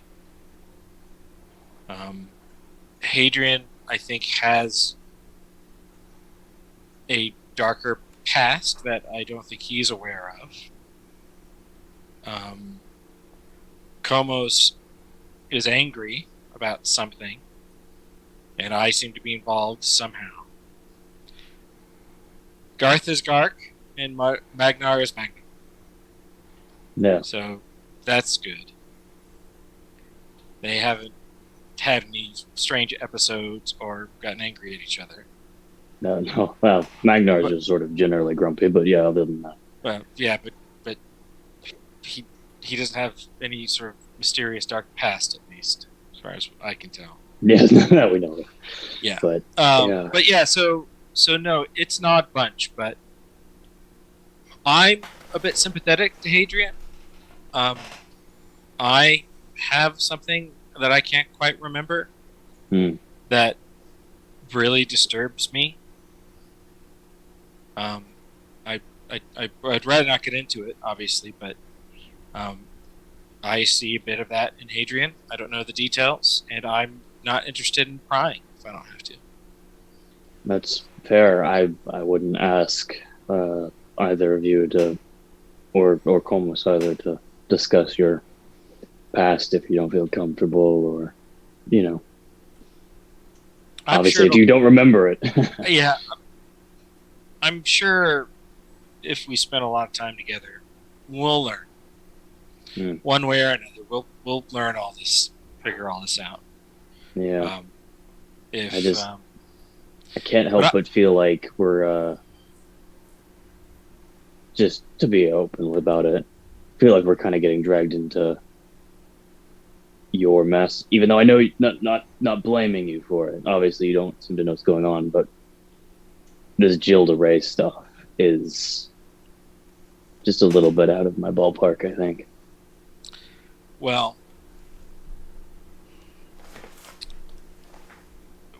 we kind of touched upon it the other night, and it seems that all of us, not just Komos and Hadrian and myself, seem to have some kind of connection.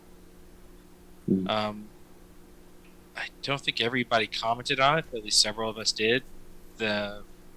Some sort of seeing each other, including yourself, Garth, and Magnar.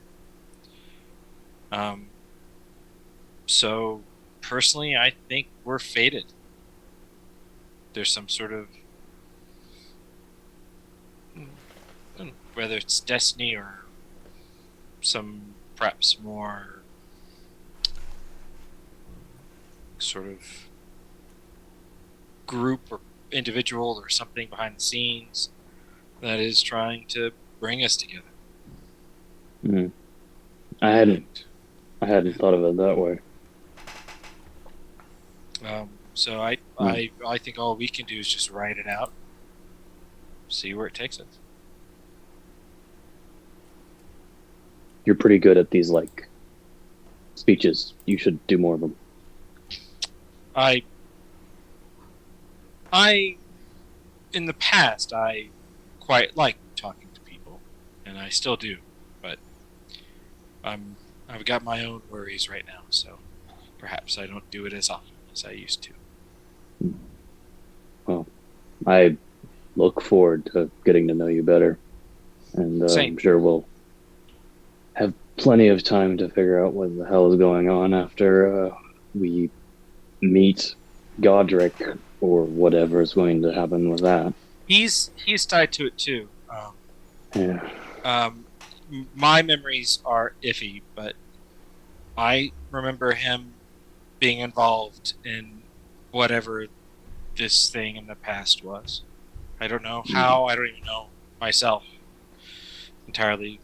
I don't want to get into it, but It's okay. he's connected to, I'm sure of it. And everyone seems to know me, and I don't know who the hell they are. Whether it's Godric or whatever his name is, or the jail, I can't even remember their names, but the Inquisitor guy. They all seem to know me, and I don't know them.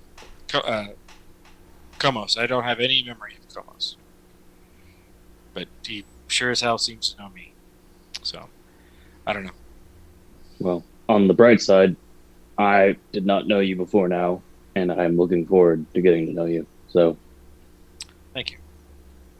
have a good evening. Good night. FYI, Frosty, at some point after Hadrian gets back from the bathhouse, he will also go try and talk to Astora, but I'd like to let other people have the conversations first before that happens. Is anybody else doing anything? Komos, Garth, Magnar. All right, then. James and if they don't want to do something, I'll talk to Nick. Evan and James, do you guys want to talk to anybody before I go? I'm all good. Okay. Yeah. Please, Komos, you said you wanted to pull Hadrian aside. Yeah, I'll At some probably point. try and find Hadrian. Maybe like in the Comes morning back in the in smelling bathhouse or like something. soaps and lavender. It's Yeah. I feel refreshed.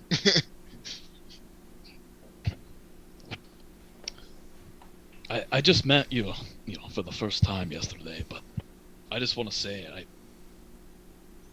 I really appreciate you buying that dream dust and doing that with me and offering it, man.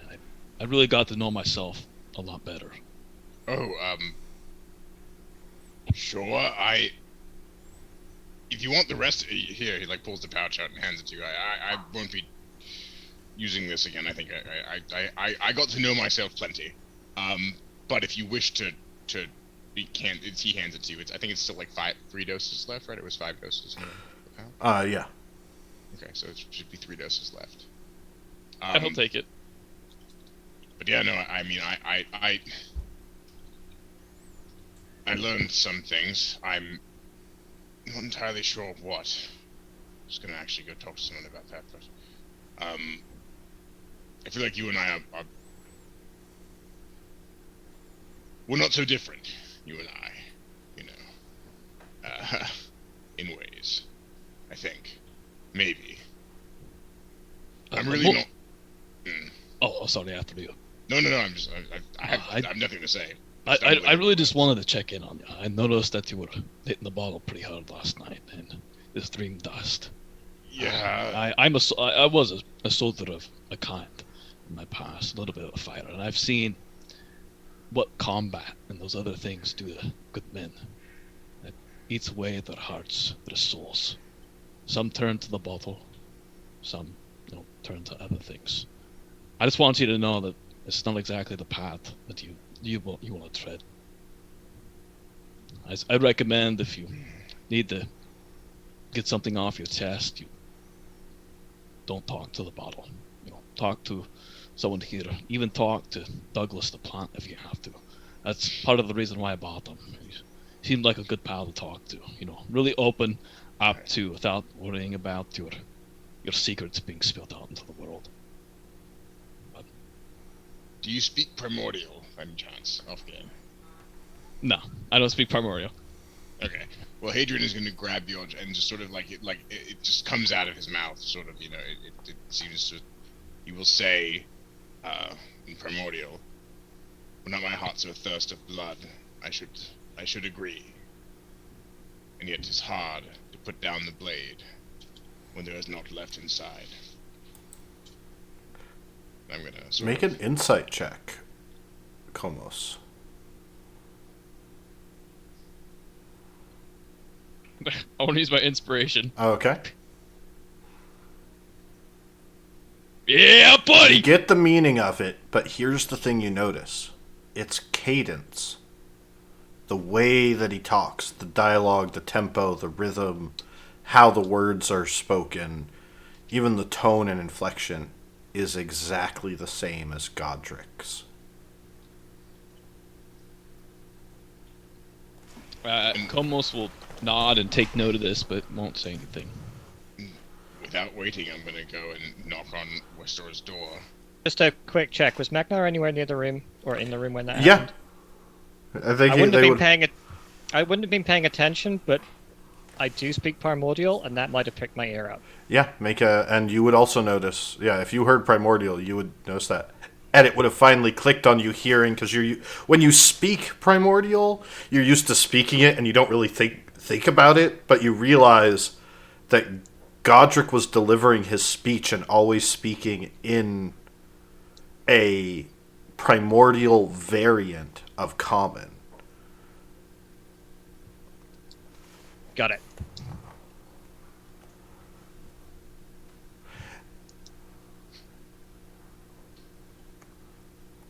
And the other thing is, make a history check or insight check, Magnar.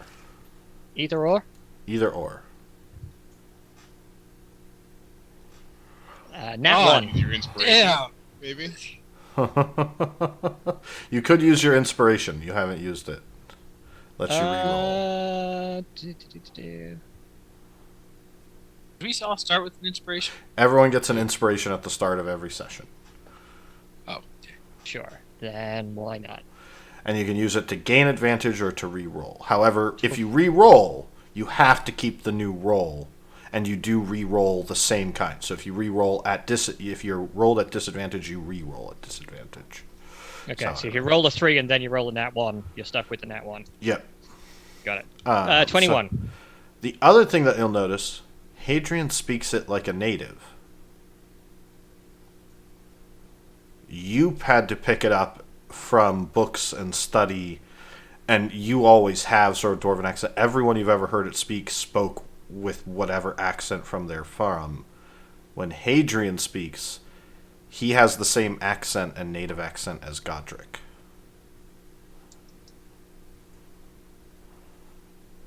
That's a conversation for another day. I'll file that away for now. So Okay. I'm not interrupting Hadrian. Yep. Hadrian, you go to Westora. Yeah, I knock on the door. Yeah, the door, after a couple seconds. the door Everybody wants to opens. try minibar. And you see Westora there. She gives a slight friendly smile. Yeah, Adrian, yes. Hello. Hi, kind of like scratches the back of his neck in sort of like I have something to say, but I'm a little bit unsure how to say it. So obviously yesterday I was a bit completely bonkers on drugs I shouldn't have taken, but I saw myself in a room with you and Carlos and Jill and others, and it was like I was there. And I remember saying something to you, and do you have any idea what that means? I said, I think you should say our futures, not my future. And everything went to hell, and I'm trying to remember a lot, I think. I don't remember much.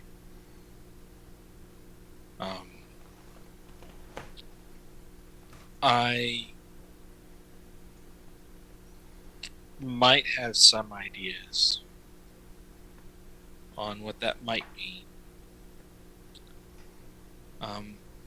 I don't know if I really am fully comfortable saying No, of course. it, but I'm not trying to force no, information. no, it's fine. No, you're trying to find answers. I understand that.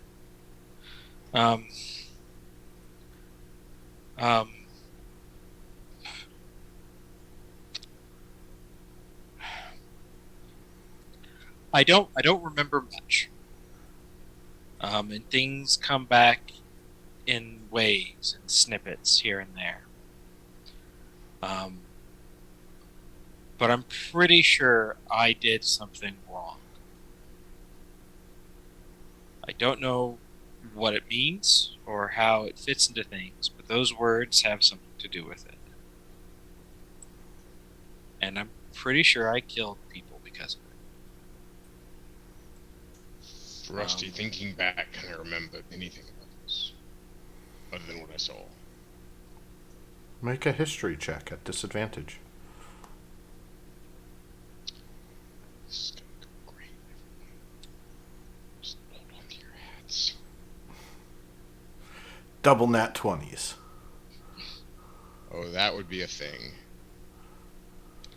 Nope. That's a nat 1. Nope. As you begin to try and remember something, your heart starts to hurt and like your hands start shaking. Nope. No. Yeah, no, I think he, as you're saying that, he just kind of like. I think, Addis and I were chatting a little earlier, and I'll tell you what I was kind of trying to tell him, which is, this is all going. We all seem to have some issues with our past and remembering some very disturbing things, and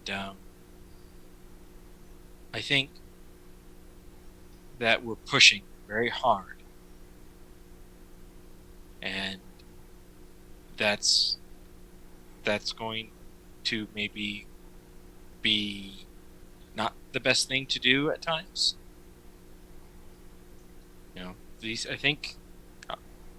I think that there is a sign that all 6 of us are here for a reason, and the best thing to do is move forward until that reason reveals itself. And I think we'll find some answers. But I know that my piece in the past, like I said, I think I did something wrong, and I'm not ready to think about it. Yeah, I'm with you, except I'm trying. I'm sure I did something wrong, and I'm trying to think about it. I think for now, I think you're trying a bit too hard. Could be. You really, really had an upsetting moment the other day when we were going to the store, and it was very worrisome to watch. And I'd rather you don't try to force it so much. It's just going to cause a lot of pain, and I don't think it's going to help you get anywhere. And thank you for trying to talk me down during that. It's a bit of a blow, but I do remember that. So people have trauma. I recognize it when I see it. I'm just gonna nod. Sorry. No, it's fine. It's fine. I'm sorry I don't have your answers. All right. I believe that's everything everyone wanted to do. As you guys. Actually, just real quick before. Yeah. Before the end, sort of. I feel like after the conversation that Addis had, with Pastora, that night he is going to. Every morning and evening he sort of does a ritual where he sort of does a little bit of prayer, as he sort of worships the 12, and he sort of lay out offerings. I like the idea that he sort of like stacks coins, and it sort of started with stacking like a silver for each, and then realized, oh, but Midas would probably want more, but then Umberly would be mad because Midas would want and sort of just and he kind of goes through this each night where he puts down a silver, and then he's like, oh, but you want more. And then starts going to more silver. And Nylea would want some of the bread. Exactly. And kind of just... Yeah, until he's got like a little shrine sort of in front of him. And as he's sort of kneeling in front of it, is just going to... I've never got anything. I know the gods are real. I know you're real, but I've never heard or received any sort of sign. But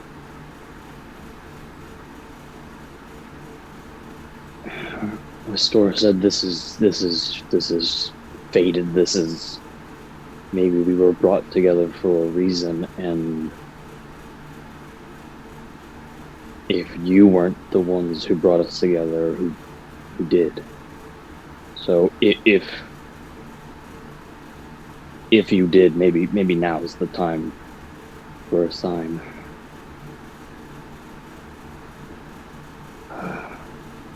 And then he'll sort of leave it there for a bit and sort of just stand meditation before he sleep. Settle into sleep for that evening.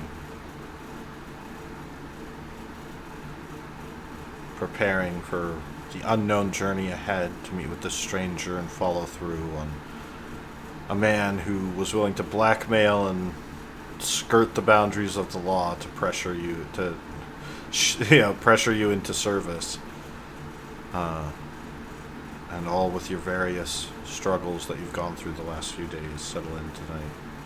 The next thing you find, as you drift off to sleep in the listless floating, as each of you finds yourselves walking through the woods, slowly stepping into a clearing, seeing each of each other, standing in this empty, dark woods. The howls of wolves in the distance, and the cool breeze in the air as the trees seem to stretch and sway. And that's what we're going to call it tonight. All right. Thank you, everyone, for joining us and playing tonight. Thank you to all of our viewers for joining us. If you enjoyed the show, if you enjoyed our stream, please follow us. You can catch our past shows on YouTube at Andromeda Adventures, and you can see us every Thursday at 6:30 p.m. Pacific time. Hope you had a great time, and thanks again for watching. Thank you, everybody. Thank you. Goodbye.